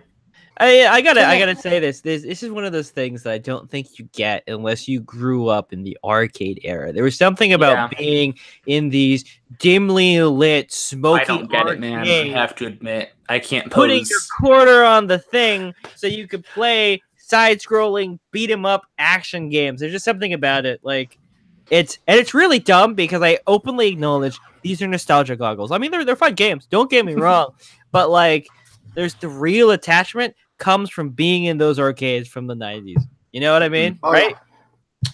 Oh, of course. Like, there's just something about just the way an arcade feels that can't really be replicated. I was at a Dave & Buster's on Tuesday, and I know Dave & Buster's is a far cry from, the arcades of old, but it's still a pretty different experience than doing what we do now, where we sit on our booties and we get online and we talk trash to 9-year-olds. Yeah. Is that what you guys do? Usually it's the other way around. I try and be like, hey, yo, your mama thinks that you should go to bed. And that's the extent of my insult these days because I don't know what the hell they use. And then they use some slang that I don't know.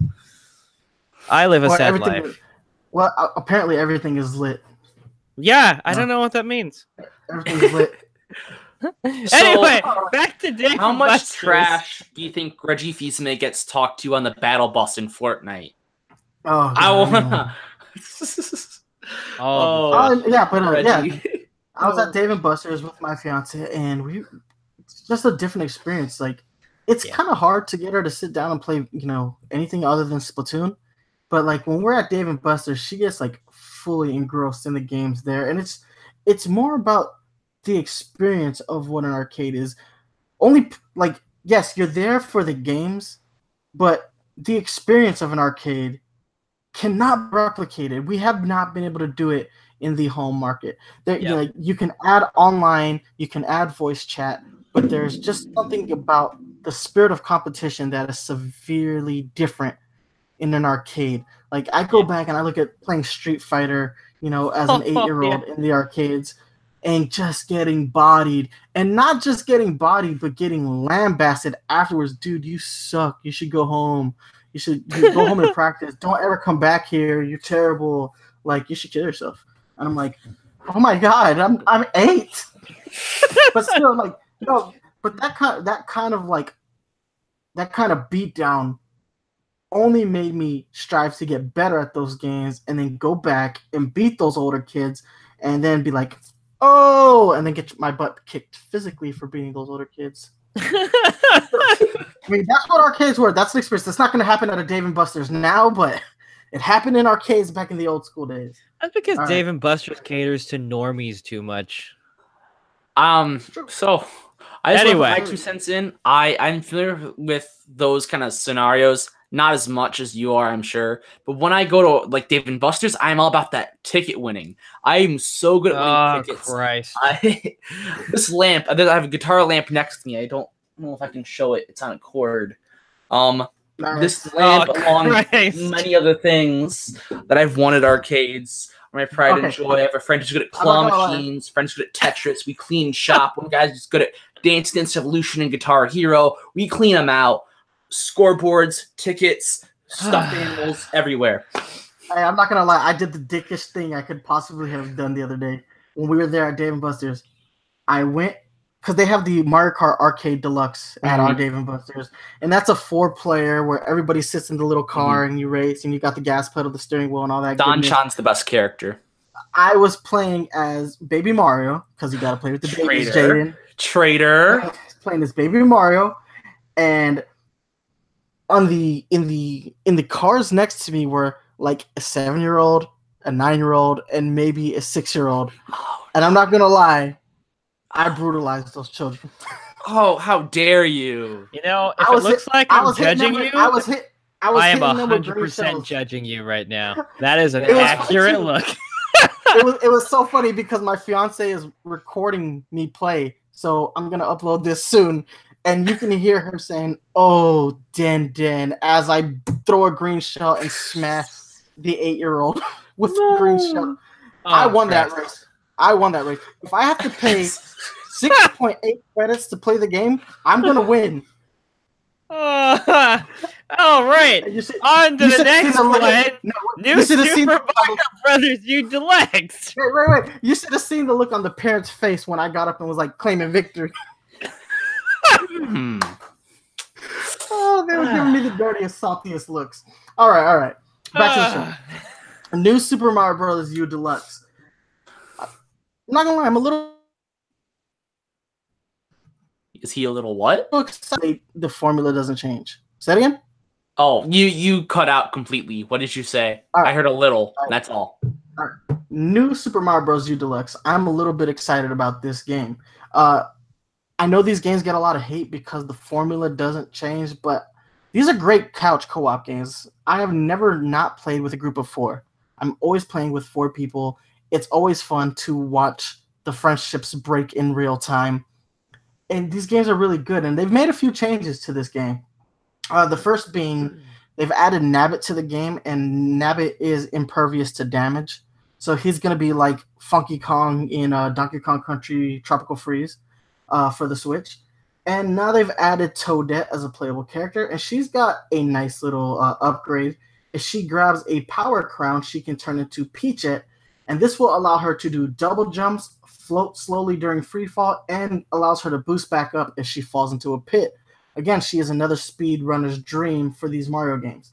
The game will also include New Super Luigi U for free. This is going to be released on January 11th. I think this is a really good game for the Switch. Now, it's definitely not the best Mario game, but you really can't go wrong with side-scrolling Mario. I am very excited for this. I know there's a lot of people who aren't excited for it. They kind of want it to fail, so never make another 2D Mario again. But I've been crying for Mario Maker for quite some time, but that cry is shifted for actually the Super Mario Bros. U specifically, which is also then transitioned into the cry for Super Mario Bros. Wii. And I really wish that they had actually put 3 games: Super Mario Bros. U, Super Luigi U, and Super Mario Bros. Wii all in this package. That would have made my life. Because, I don't know, I feel like the Wii was just the definitive of these. Are you talking about 3D World? No, Wii. So of Super Mario Bros. U, Luigi U, and the Wii 2D side-scroller. Yeah, I know what you're talking about. New Super Mario Bros. Wii. It had Blue Toad, who's my... I'm going to be so upset if Blue Toad is not actually in this game, because Blue Toad is the best Toad. See, if they don't, when they announced Captain Toad, I wholeheartedly expected them to announce Super Mario 3D World, and it was kind of like a side swipe when they announced this particular game. Not that I'm disappointed by any stretch of the imagination. I think this is a really good game. One of the best couch co-op games you can play with your friends. Agreed. I still wish they would have added some online to this game, which doesn't look like they've done, because this would be a really fun game to play online with your friends if you just don't have the option of couch co-op. Yeah. But still, I like this game. I like the changes they've added, and I like the fact that Super Luigi U is going to be part of this bundle. So, yeah, it's a pretty good get, in my opinion. It would be a better get if they added Wii into it. It would have been better. All right, so next up we have Katamari Damacy Reroll. Never played this game, so if Katamari. anyone here? Katamari Damacy was a great game. It was a cult classic, mostly because it's super bizarre. Yeah. The entire idea is that you roll shit into a ball, not just like we're talking, like literally you go from like tiny things like pieces of paper and paper clips to fucking houses and cows, and then beyond that. So it's literally just the most random things, and it also had a killer soundtrack. The soundtrack was fantastic, and the art style was just super bizarre. So it's a cult classic. It was never really super popular back in the day, from what I remember. But it did have a cult following. People who bought the game every single time. I'm one of them. So I got introduced to it from my friend, but it is great because it's a phenomenal soundtrack. It's weirdly bizarre, but it's a great sort of relaxation game. It's very relaxing, also, yeah. It's a very relaxing, but it's also like an adventure, too. It's like the best relaxing adventure you could have, which I like. The way they set up the worlds in that game is very interesting. Think of it like what do they used to call those books? The I Spy books or whatever, where they had I don't know if that's still a thing anymore. Where they had all these little picture books of interesting worlds set up. It's kind of similar into that. So sometimes it was just fun to go around and see what everything was going on in this world that you're supposed to destroy to make a new world. But anyway, interesting. Prince, good level design. Smash Ultimate, please. Yes. That would be interesting. I could totally see the characters of Katamari being integrated into Smash, at least as assist trophies. Oh, I'd be down. Yep. Agreed. All right, so next up, Pokemon Let's Go. So we have a couple big pieces of this. We have 2 new Switch bundles being announced for this. I like this bundle. $399 seems expensive, but you get an exclusive Nintendo Switch console with Pokemon Eevee and Pikachu branding.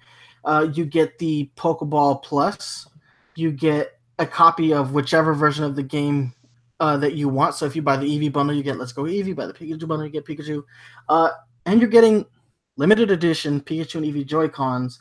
So those Joy-Cons are nice. If you factor in the price of the game and the Pokeball Go Plus, it's $100. You should, that's actually $120. So you're saving you're saving a crap ton of money by buying this bundle instead of buying a Switch, the ball, and the game separately. So I think this is a fairly good deal.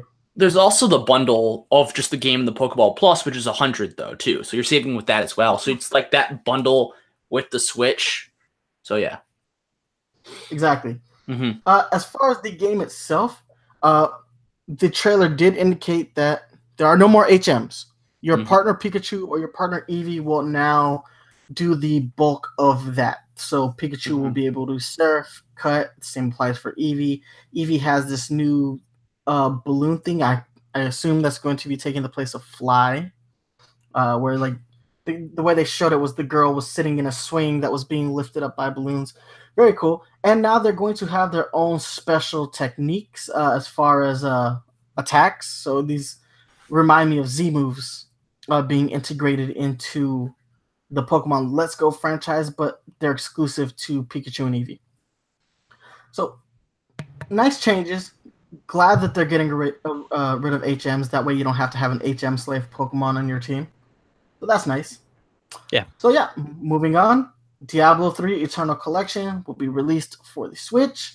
Not a huge Diablo fan, so if anybody has anything to say, speak your piece, because I cannot speak on this game. I think we've talked about it pretty much before. I think the only thing that we add new with this is I think we got a date, right? October something or other? No. I do like the amiibo support where you can play as like Ganon. Ganondorf, yeah. That was about it, if I remember.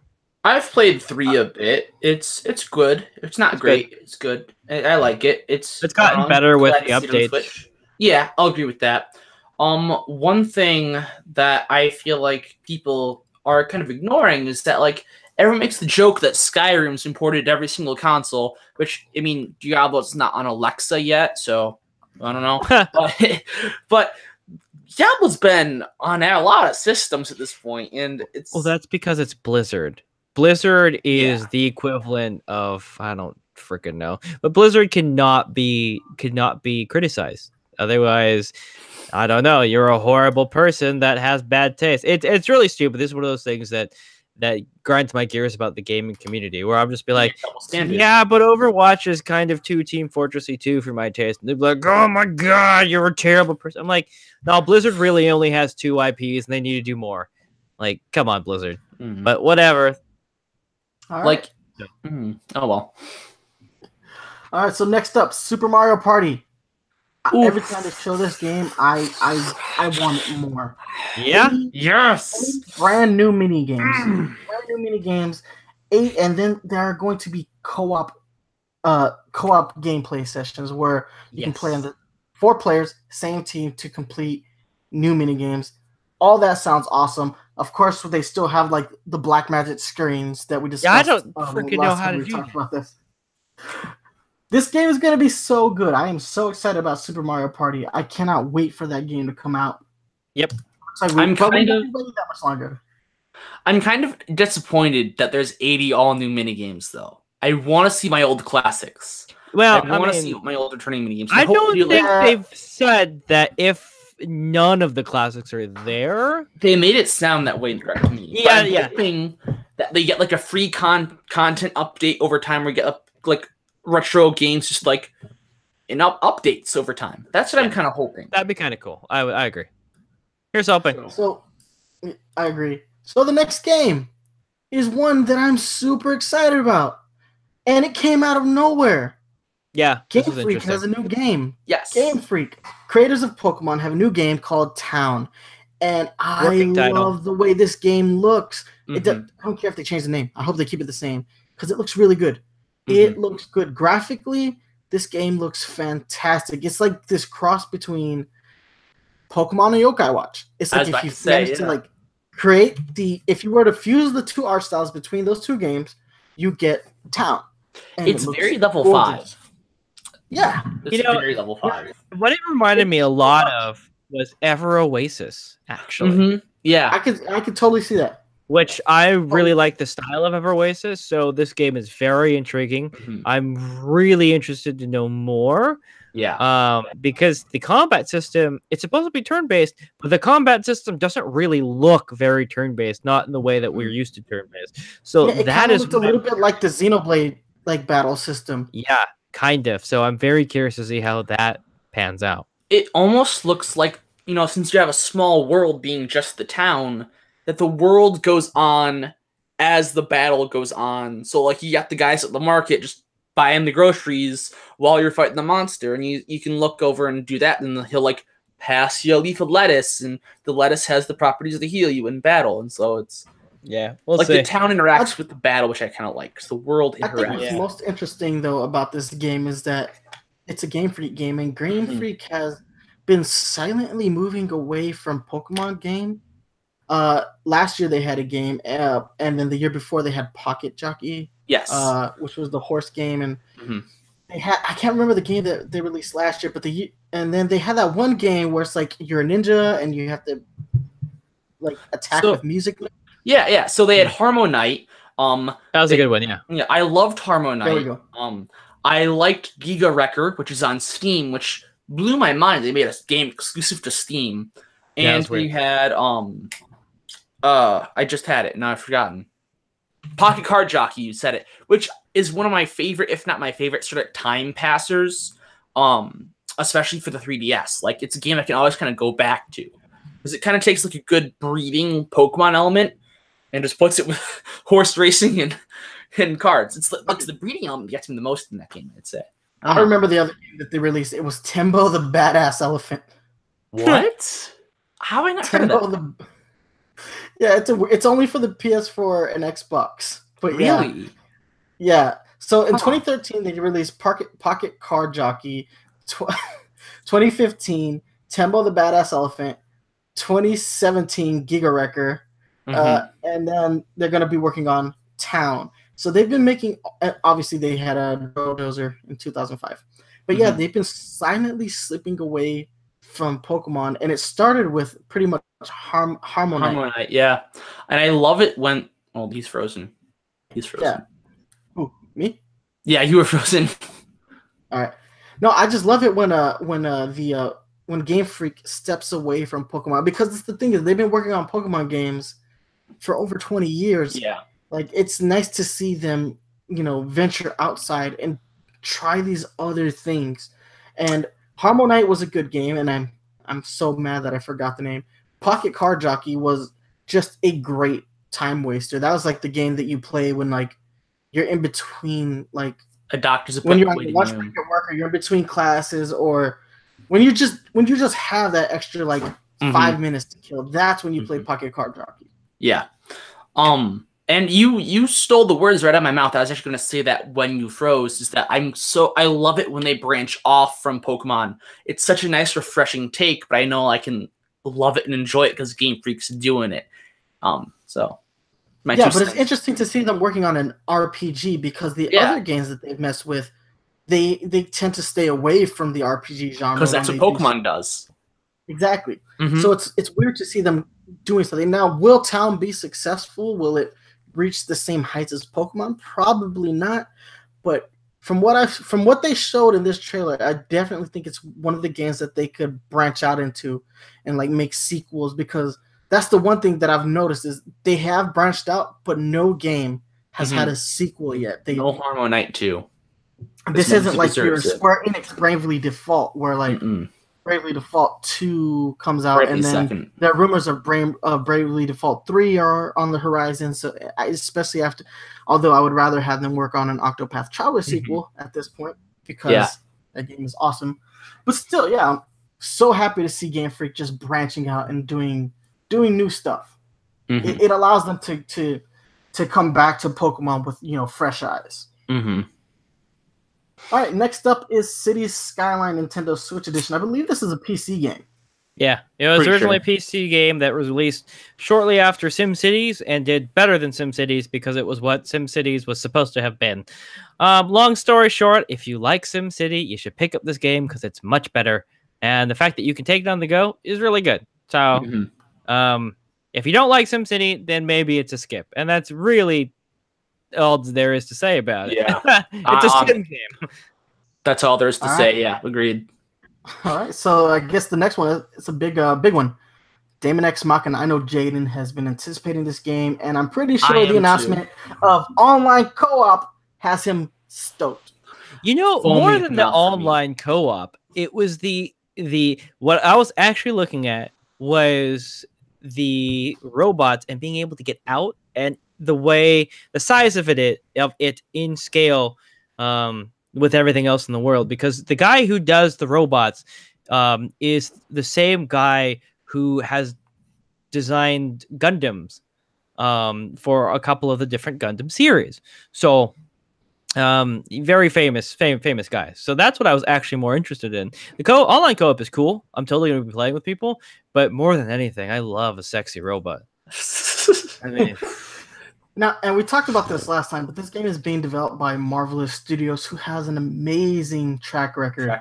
They make great games, and not just for PlayStation and Xbox. They make great games on every console they manage to get their hands on. So I'm excited to play this, and I love the customization where like you can destroy an enemy and then equip the parts that break off of them onto your mech immediately. You don't just you break them, you take their parts, and then they're yours to battle with. I love that. Yeah. And the customization even goes down to the humanoid that's piloting the mech.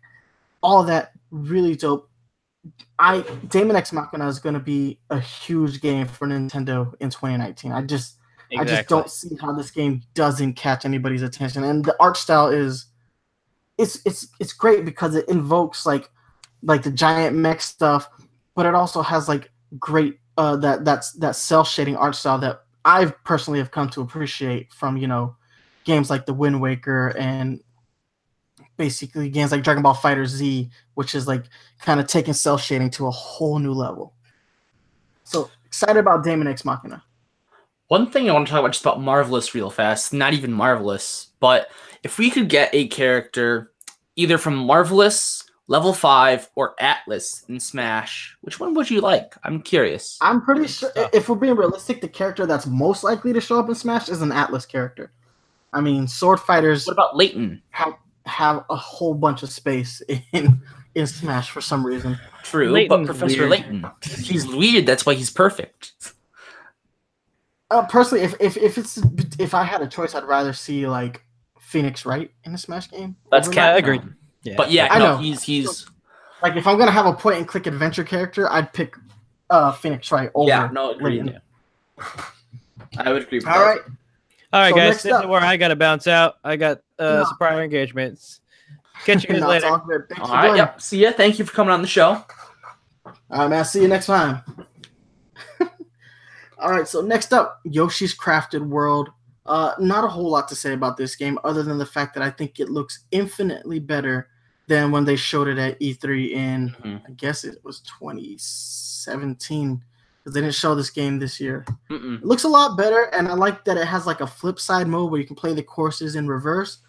But that being said, it looks pretty similar to Yoshi's Woolly World. I mean, that's not necessarily a bad thing. It's just, I feel like this game took too long to come out and is not innovating on the Yoshi front. No, I don't think it really is. And I'm almost wondering if they should innovate, and if they should, how do they innovate at this point? I feel like Yoshi's kind of for the most part, it's solved. It's a solved kind of formula for the game. You could only either do spin-offs, which aren't the same thing, or you take the series in sort of a direction that you might think is good, some people might not. Like you end up with New Island, got some very mixed reviews, even though it was, attempting to be that formula people liked. It had some new stuff people didn't like that. Plus, it's a dated formula as well. You have to think about not all these games live up with the same formula in this modern gaming era. Things get stale. I don't know. So Very true. I feel like Yoshi's kind of in a weird predicament in that Agreed. regard. I don't know. Well, and it's So weird because this is the second, I would say, spin-off game that they're trying to treat like a mainline game. So it makes me wonder if Yoshi mainline games will continue to be in this woolly, crafted style. I'm don't happy we have Yoshi. It's good to see a character that has a not as big as Pokemon, Mario, Zelda. He doesn't push units, but he's not forgotten like, say, F-Zero, Ice Climbers, Kid Icarus, which I'm waiting for my new Kid Icarus game. He gave me Uprising. I loved Uprising. Please. Please. But I'm glad to see him not being forgotten. He's still getting games, and we don't have to wait for 10 years for a new Yoshi game like some others. Exactly. All right, so next up we have a handful of games from Asmodee. I can't even say this name. Carcassonne, Lord of the Rings, the Living Card Game, Pandemic, Catan Universe, Munchkin. All these games are popular tabletop card games. I've never played any of them. I have nothing to say on them. I think it's great that the Switch is getting games like this, but it makes me wonder why Activision Blizzard isn't releasing oh my god, what's it called? Their stupid card game that they have. Hearthstone? Hearthstone. There you go. Wow. Yeah, it makes me wonder why Activision Blizzard isn't putting Hearthstone on the Switch.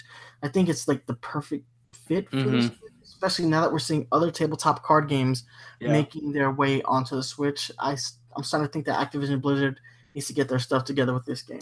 Agreed. I've played Pandemic and I've played Catan, and I'm excited for that. I've played Munchkins, but from what I can tell, it's not going to be the card game. It's going to be a weird dungeon crawler, they said. So I don't know what to expect from that. But I'm fans of what I've seen. I'm glad they're here. The others, I don't care too much about them, honestly. I'm glad they're here, but I'm not going to rush out to buy Pandemic again or anything. But they just make sense for the platform. If I'm being honest, yeah. It's more about them making sense for the platform rather than my general interest in them. I agree with that, yeah. But I think it's actually good for the Lord of the Rings card game that Hearthstone isn't on here to compete. I think that'll sort of boost it, just gives it a chance to succeed where Hearthstone won't just kill any imitators who try to be on the Switch. So I think it's good for just the company to get that on the Switch before Hearthstone happens. I don't know. The next game we're going to talk about though is one that I'm not necessarily excited for, but I totally see the merit of it being on the Switch, pretty much just like the Asmodee games that are coming out. It's Sid Meier's Civilization 6. Popular franchise. It's been popular for decades now. Very good get for the Switch. I mean, I know that's a really big game, but it's also not graphically intensive, so I think the Switch can totally handle a game like this. And I know Mario After Party is so happy that this game is coming out. Yeah, I know a lot of Civ fans. I never actually played Civ. That's the excuse I need to get into it. The one thing I'm hearing, though, is that Civ 6 isn't good. 5 is the best. 6 is meh at best, which I'm like kind of hesitant about then, but also, I don't know. No excuse now either. So I honestly haven't played a Civilization game since 3, and that one wasn't so good. 2 is better in my opinion, but I mean, I'm glad that it's there. I think it's very good for fans of this that they have the portability option with the Switch. And I think that's what has a lot of people excited about this announcement. Yeah, because the game can be kind of daunting, and that's why it's daunting for me. One turn can take several hours in like late game. And that's something I can't really afford to play once it gets kind of late game like that. So exactly. Portability definitely is a boost for that. Exactly. Next up is a game that I'm highly anticipating, and the more they show of it, the more I want it. Starlink Battle for Atlas. Yes. We've talked about this game extensively. This is the game from Ubisoft that will use NFC characters and is going to do the thing that Nintendo couldn't do, is that they're giving us an R-Wing in an amiibo form, essentially. So yeah, and the update that they showed here for this game was that the Star Fox missions are more than just a cameo. It's like a set of missions that will include Fox McCloud, Peppy, Falco, and Slippy Toad. They will be your backup team in this game. And then they showed Star Wolf as the antagonist of those missions. He misses the food back on Corneria, though, but understandable, I guess. So yeah, that is so cool. Like, at first when they showed Star Fox as being in the game during E3 this year, that got me hyped. But the fact that it's more than just a mere crossover, that Star Fox has his own set of missions, that's phenomenal to me. Yeah. I'm extraordinarily excited for this game. I don't know why, but it looks so good. It looks so fun. It looks cool to explore, to play. Star Fox, just enough said with that.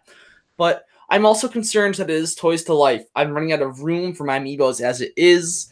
I'm running out of money for my amiibos as it is.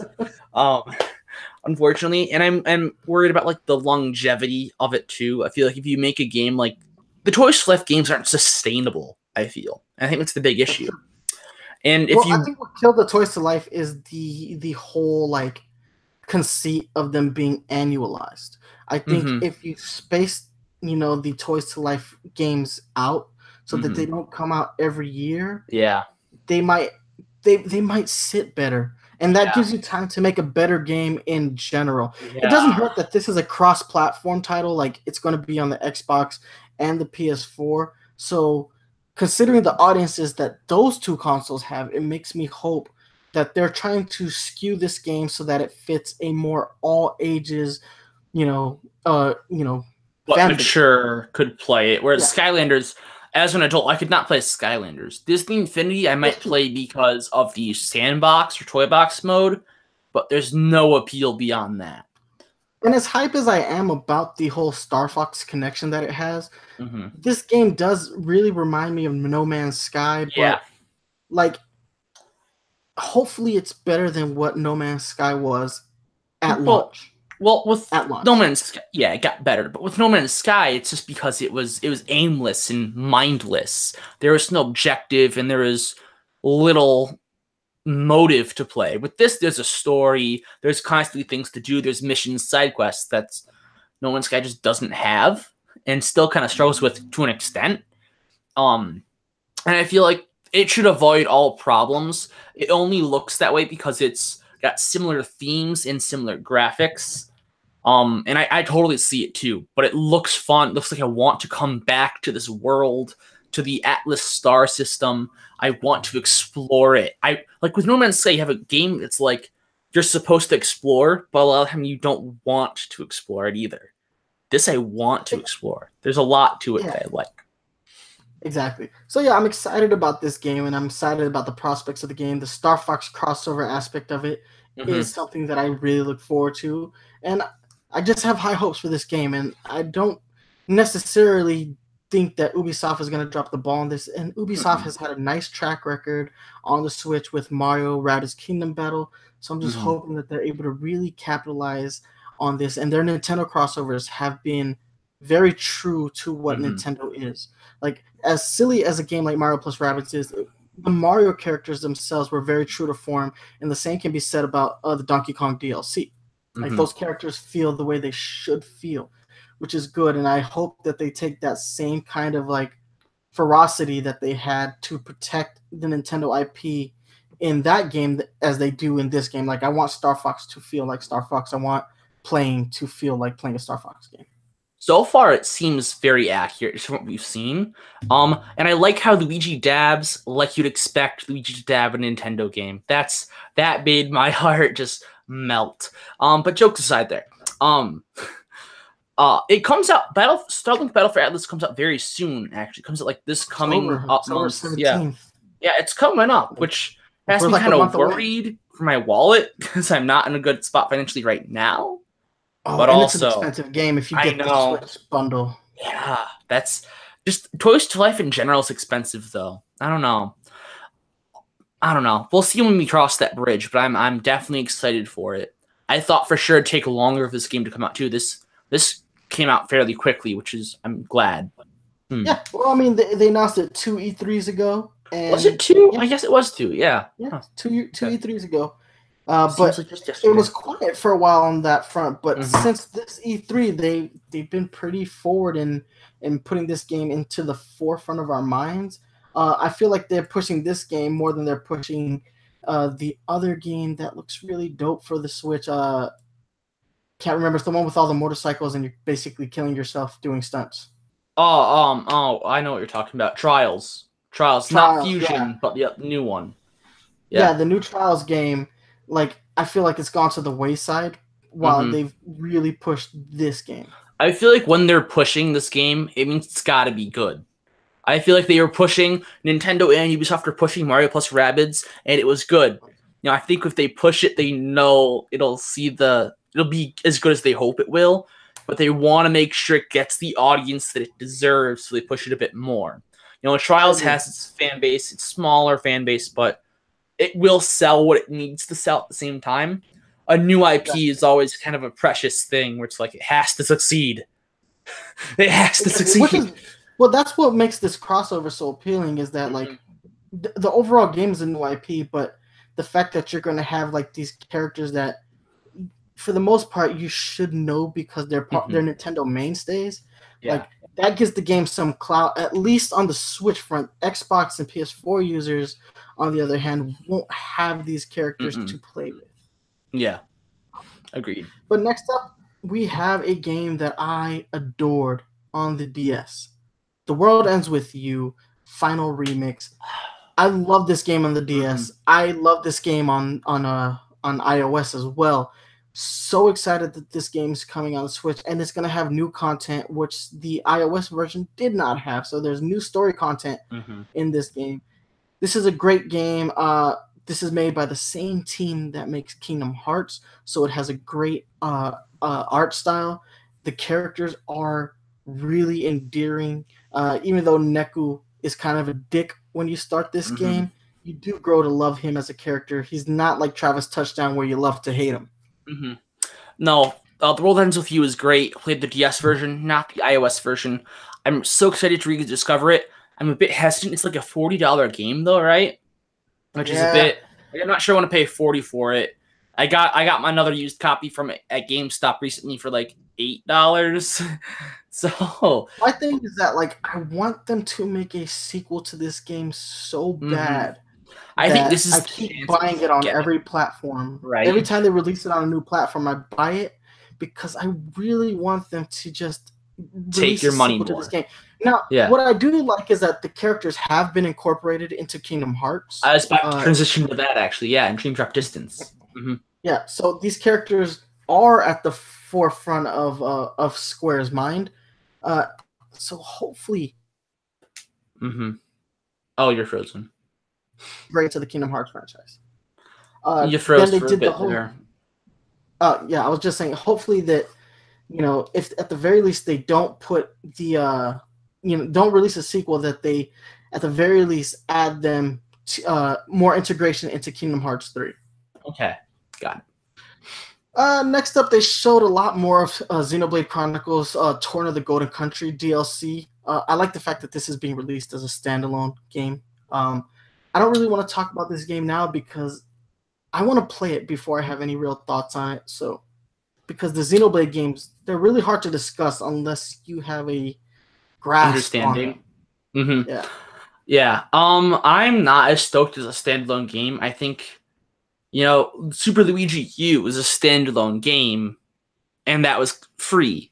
Or at least in the other sense on the Wii U, it was paid DLC. But it's also big enough to be its own game. Granted, Xenoblade is bigger than a lot of other things, more ambitious. But I'm glad that it's happening. I'm glad that because it's coming at a time when I'm actually really, really itching to go back and rediscover Xenoblade 2. Also, exactly. Xenoblade. I've had that same itch ever since I beat that game. I've been wanting to replay it, but the problem with that game is that that's a game that needs to be sat on. Like, you can't just dive right back into that game. You need to let it rest, let the themes of that game sit with you, analyze them, and appreciate them, and then come back to them at a later time. And in my mind, that's a game that I'll probably, like I was saying earlier this episode, there are games that I play like maybe once a year. This is a game I see myself playing once every 2 to 3 years. Agreed. I didn't have the same itch like right after I beat it, but I definitely have the itch now, like beginning of September, late August, is like, I kind of want to play a Xenoblade game. And I don't want to go back and play X set up on Wii U, even though I really want to play X. 2 was in the forefront. Isn't that DLC / new game coming out soon, though? Maybe I should look at that. Yeah, I also, at the end of this month. I also just got an email from Nintendo 2 days ago. Actually, it's out now. If you have the DLC pack, if you bought the DLC bundles, you can play the game now. Yes. So it comes out next week, actually. I think it's going to fly under the radar for even fans who have the first game, though. Like, I don't know why. I feel like it's flying under my radar for a bit. But I got an email from Nintendo for a download code for some extra items in the main game. So I'm glad I got those. So check your emails if you haven't. You might have a code too. All right, so I want to quick fire these next few titles just because there are so many and Nintendo didn't really provide a lot of info on them. So we had Warframe, Just Dance 2019, FIFA 2019, Team Sonic Racing, NBA 2K19, NBA 2K Playgrounds 2, Lego DC Supervillains. All those games coming on the Switch. I'm not gonna lie. I'm not interested in almost all of these games. The only game here that really gets me excited is Team Sonic Racing, and even then, the Sonic Racing games always kind of feel a little bit like bootleg Mario Kart games. Yeah. But I applaud Sega for trying to enter that wheelhouse and competing on that front, even though Mario Kart pretty much has it on lock, and we still don't know if we're gonna get a Mario Kart 9 on the Switch. No. I think there's not much needs to be said. They are games, and they're coming to the Switch. That's all you need to know from me. So next up, we have a smorgasbord of games from Square Enix, and all of these games get me so hyped. My wallet in 2019 is gonna cry. Yeah, this blew my mind. So Final Fantasy Crystal Chronicles was announced last week, but you could tell that it was kind of tied. The announcement was supposed to be tied to the Direct just because of the timing of when it was announced. It was announced the same day as the Direct was supposed to happen. But Final Fantasy Crystal Chronicles HD. Final Fantasy Crystal Chronicles has a special place in my heart. because before this game came out, Nintendo and Square had drama, and Square did not release a single game on the Nintendo 64. And when they finally did make a game for a Nintendo console, it was for the GameCube, and it was Final Fantasy Crystal Chronicles. And it's just a great game. Not the best Final Fantasy game by any stretch of the imagination, but it has a special place in my heart. I want to talk more about the Square Nintendo beef of the Nintendo 64 era in a later episode, because it does merit a conversation. But we don't have enough time to get into that today because we are running long, because we have so much to talk about. Mm-hmm. But yeah, Final Fantasy Crystal Chronicles was announced. Also tied to that leak was Final Fantasy 15 Pocket Edition, which is available now, at least the first episode. I have not played this game in any format. I did download it on my mobile device. I haven't had a chance to play it yet because I was crossing my fingers for a Switch release. Because I knew that if we were going to get any version of Final Fantasy 15, it would be the Pocket Edition. So excited that it is on the Switch. And even though the art style leaves much to be desired, as far as I can tell, the story is identical. They're not changing any of the story or any of the actual missions that you will be partaking in the Pocket Edition. Whether that will hold true or not is an entirely different story, but I'm glad to see that it's here. We finally have Final Fantasy 15 on the Nintendo Switch. Next up, World of Final Fantasy Maxima Edition. Now, this is a game that I believe was exclusive to the PS4, and it's a bit of an oddball Final Fantasy game. But I really like the art style in this game. The way the chibi characters look. Kind of wish that they had applied that to the Pocket Edition of Final Fantasy 15. Yeah. Very good game. As far as I've heard good things about this game, but I've also heard bad things about this game. I was not a fan, honestly. I love the art, but it's lacking everywhere else for me. I look forward to at least, getting my hands on it and making the determination myself. Okay. One game that I am excited about because I do know that it's good is Chocobo's Mystery Dungeon. Yes, I'm so everybody. First off, we don't get enough Mystery Dungeon games here in the West. Just in general, enough aren't made. Pokemon explored that genre pretty heavily in the mid-2000s, but then they kind of dropped off of the face of the earth. But we got Super Mystery Dungeon for a while. We got Etrian Odyssey Mystery Dungeon, and Chocobo is like it. But did we get Chocobo in the West, actually? I think we did on the DS. I think. Okay. At least I've played the DS version, and it is a very cutesy game, but man, is it a lot of fun. Like, you can't hate on this game because of the art style, because it feels great. Like, I'm so excited for this. Agreed. Next up, Final Fantasy XII, the Zodiac Age. Now, there's a long, crazy history to Final Fantasy XII, but we are apparently getting the good version of Final Fantasy XII with the Zodiac Age. Excited to see this game on a Nintendo platform. And portable. The portability of this will really help this game, in my opinion. All right, so next up, these next three games that Square is releasing, I think, have been the talk of the town.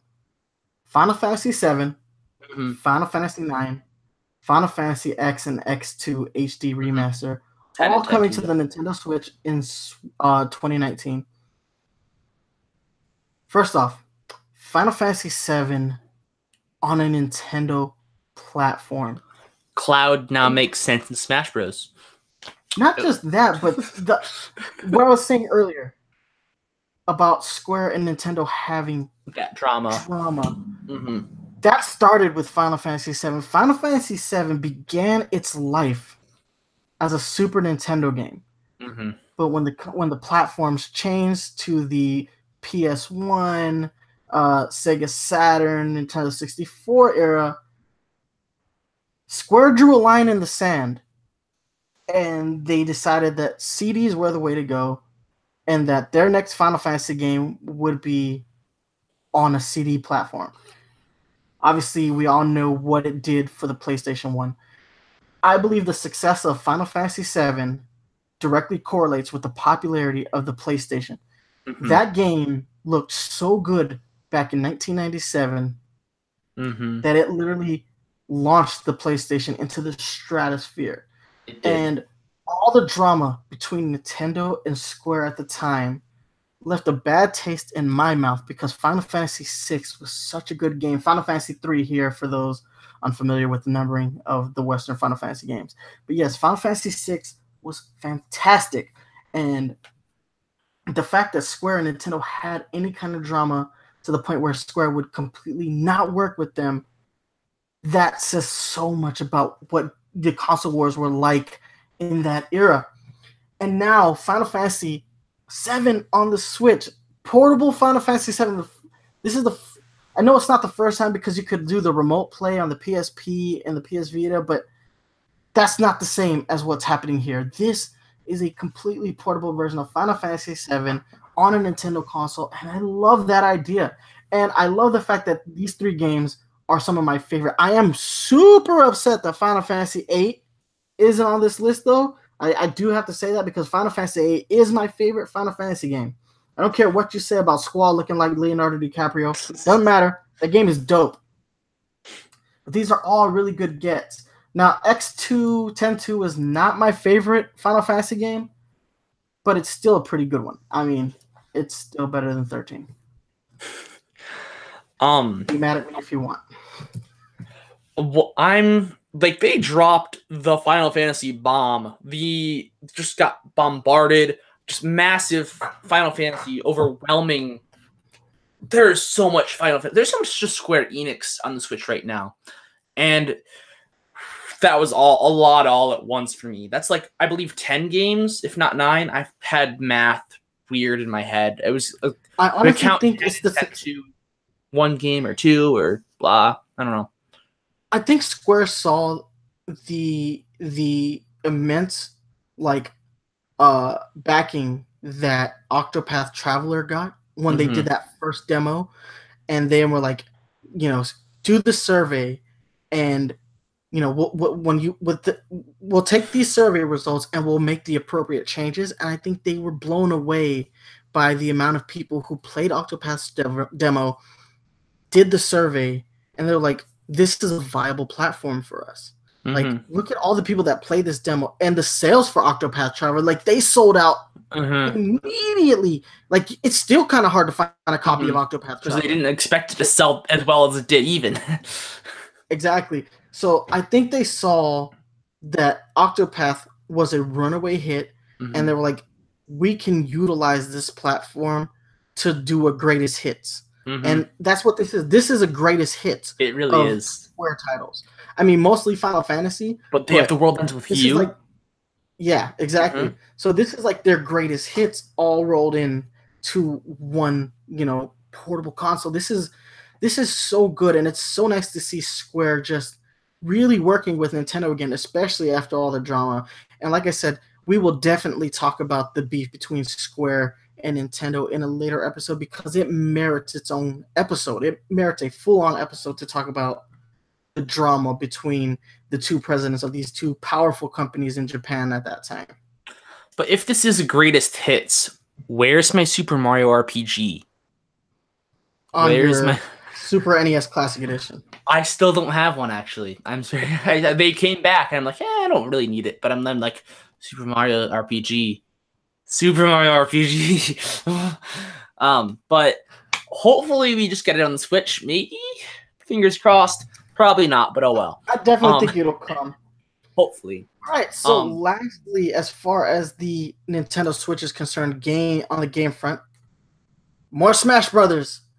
Isabelle was announced in Smash, and if you're an Animal Crossing fan, you're probably really happy because not only was Isabelle announced in Smash, but Nintendo trolled us a second time. They trolled us last month with King K. Rool as a playable character with the DDD trailer, but they trolled us even harder this time. They had that whole thing where Tom Nook is like watching the trailer. Well, he was actually watching the direct on his computer. The direct ends, and he's like, "Oh, I'm so proud of Isabelle being in Smash. So good for her. I have but I have my own job to do. And then they did the title card, welcome to Animal Crossing. So now Animal Crossing fans can finally shut up. You're getting your game, and I'm so happy for you. I would like really, I know I disparage Animal Crossing a lot, but I'm really happy for the Animal Crossing fans because you guys have been calling for a console Animal Crossing game since the Wii. Not the Wii U, since the Wii, because the Wii U got that terrible Animal Crossing Mario Party style game. Well, But after New Leaf, we had City Folk then to New Leaf, so there wasn't really a good way to do that because Wii and then Wii U flopped. I don't know. I feel like New Leaf was just kind of the way to go. I was as a huge Animal Crossing fan. I never really. I thought it was about. I'm surprised we're getting one this early. Honestly, I don't know what all the rest of the fans are talking about. If I get an Animal Crossing within 10 years, I'll be happy. These things take a while to make and a while to localize, in my opinion. So like New Leaf, I've been waiting. New Leaf took me like heartaches upon heartaches upon heartaches, just waiting for news and release dates and news. So to actually see this happen so soon does make me kind of happy. And it makes sense. Like the Switch is the perfect platform. If we look at how successful Animal Crossing New Leaf was, and even Happy Home Designer, and how successful, if not like infamous, Animal Crossing Pocket Camp has been, like we're seeing that the Animal Crossing franchise may work best on a portable console, and the fact that the Switch is both home and portable console really makes a lot of sense for there to be an Animal Crossing game on this particular platform. So yeah, I think they were just waiting for the right style of console for Animal Crossing, and they finally have it in the Nintendo Switch. So yeah, you guys are getting your game. I'm happy for you. I know it seems like I'm being facetious, but I'm truly not. All right. So last but not least, we have to talk about, I think, the biggest drag of the Nintendo Direct, and that was the Nintendo Switch Online service. They didn't really make a whole lot of new announcements for the service, so they reiterated the price point. So 1 month is going to be $3.99, 3 months is going to be $7.99, 12 months is going to go for $19.99, and if you have 2 or more accounts on multiple consoles, mind you, not just one system, you can have multiple consoles. You can have a 12-month account for $34.99. It's a good deal. That's a really good deal. No matter how you slice it, these are good price points. The problem being is that we don't know certain things about this. We know that you have to have this to play games online going forward, minus free-to-play games like Fortnite. Fortnite will be able to be played without this service. But we don't know if we're going to have dedicated servers going forward, and that's something we sorely need. I would imagine and I would hope that if you want Smash to work as a competitive online game, that there will be dedicated servers going forward. We cannot have the same kind of debacle that we had on the Wii and the Wii U with Smash. They reiterated that the Nintendo Entertainment System classic games will be there, but now with the ones with multiplayer will have online multiplayer functions, so you can play Dr. Mario, the original Dr. Mario online. Of course, you're going to have your save data cloud, although we're finding out there are certain games that are not compatible with save data with the cloud, like Splatoon 2 being one of them, and Pokemon Let's Go Pikachu, Let's Go Eevee will also not support the save data cloud. They are going to update the smartphone app so that other games are functional, which is nice because I think that app is lacking a whole lot. I mean, right now it's pretty much just there for Splatnet 2. I feel like they should have rolled out something for ARMS when ARMS was at its peak. Yeah, something should have launched with ARMS, like online voice or something, or at least like a stat tracker, like how many matches you've won, lost. That should have been integrated. All that stuff is. So we know that more stuff is going to be added to that app, and hopefully they upgrade the voice chat features a little bit more. They also announced special offers for members, but they didn't elaborate on what that is. Although, if you do buy a 12-month membership in Splatoon 2, you will get an exclusive gear set. So we did see that. So basically, they just reiterated everything we already knew, and that's really disappointing because there's still a lot of questions that we have about their online service. And personally, I want them to be striving for, as bad as Xbox is this console generation, you still really can't talk trash about their paid service. Like, it's still probably the best online paid service that there is. And Sony has gotten a lot better, but I mean, they only did paid service this console generation, so there's still a little bit of a learning curve on Sony's end, although the model is fairly similar to what Xbox is doing. But they also have the PlayStation Plus, which is, which kind of expands upon that on their online service, although that's a separate price point in and of itself. All right. But the last thing they did was that they showed something that I'm super excited about. I love this idea. So if you, sign up for the Nintendo Switch Online service, you may want to buy yourself a set of these new NES wireless controllers for the Switch. They're going to be retailing at $59.99, and they can be docked onto the Nintendo Switch so that they can be charged. And you can play the NES retro games using a standard NES controller. And it's awesome. I want a pair of these. Now, I like the fact that it's not just one controller. You get two controllers for the price that they're asking, which, I mean, yeah, it's another set of controllers for the Switch, but yeah, if you're going to play these old school NES games, best controller to play with is the original, and I like the idea. Although they are only going to work with the NES classic games that are going to be on the Switch, and they will not work for anything else. And they don't work when they're plugged into the system. So they can't be used for Mario Kart, which totally makes sense because I don't know if you've paid attention to how this system looks when you plug the controller in, but there's no way you're going to be able to play a video game enjoyably like that. No, still, I like the idea of them. And I think I will grab myself a pair because, hell yeah, man, Dr. Mario is one of my favorite games of all time, and with the online functionality of Dr. Mario, I'm going to want to play on that controller. Just really fast, I want to just say, I can guarantee these controllers are getting scalped. I can guarantee it. It makes me sick. But get them early, guys, because they are getting scalped. I didn't even think about that, but you're 100% right. I totally see these things being scalped because everything that Nintendo puts out that is dope gets scalped. Everything that's retro I totally gets see that scalped. happen. But still, I mean, I like the idea. And it's cool that they're coming out with a set of controllers to tie into their online service. The only thing is, I really wish they had expanded on the online. This was a 38-minute direct, which is why there was so much to cover in this episode of the Nintendo Power Zone. But they really, really should have just given us the information that we truly want to know about the online service. Are we going to have online, dedicated service for specific games? Like games like ARMS and Splatoon will really benefit from them. It's not so much of an issue with Pokken Tournament because Pokken Tournament uses Bandai servers, and Bandai servers are really good. But, I mean, we have a Smash game coming out fairly soon, like December 7th. We desperately need more information, and we're not getting it. But I guess we'll find out tomorrow because this service will launch on the 18th of September, which, as of the date of today's recording, is tomorrow. So if you guys want to play your Mario Karts, your Splatoon, and your ARMS online, you got to sign up for the service, and you got to do it fairly quickly. There is a 7-day trial, though, so you can go ahead and sign up for that.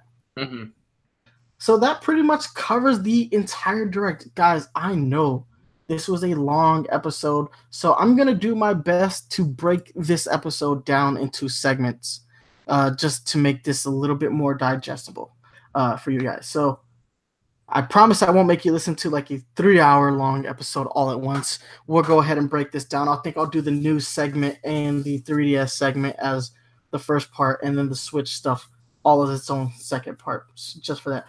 All right, but Brennan, do you have any closing thoughts on this direct? What are your overall thoughts on the direct? It's very strong. A lot of third-party support that I think the Switch truly needs, and I think we're going to see even more third-party come down the line. In terms of the first-party stuff, I'm surprised that there's still stuff that we kind of don't know about yet and haven't seen. We haven't seen the Retro Studios project. We haven't seen Metroid Prime 4. We haven't seen the, I forget what it's called, like the Monolith Soft stuff. There's a lot of stuff they have cards they can still play, which blows my mind that this direct was, once, as good as it was without those, and two, that we got these cool cards that we were shown, like Luigi's Mansion. Luigi's Mansion is coming back again. Like, that's instantly a win for the direct, just off the bat. You're right. So I'm glad that it was a very strong direct. Lots of games, lots of cool announcements. Online's still a bit disappointing, I agree.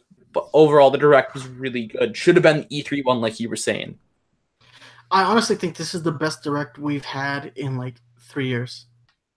In 3 years. In 3 years, and that includes, you know, the recent, like, most games I think they've announced in a direct ever. Like, I could be wrong, but I think we rattled off like 30 games. I think we talked about 30 different games, and that's across both platforms, mind you. Mm-hmm. But still, that is a lot of games, and for the most part, even though a lot of them were ports, mm-hmm.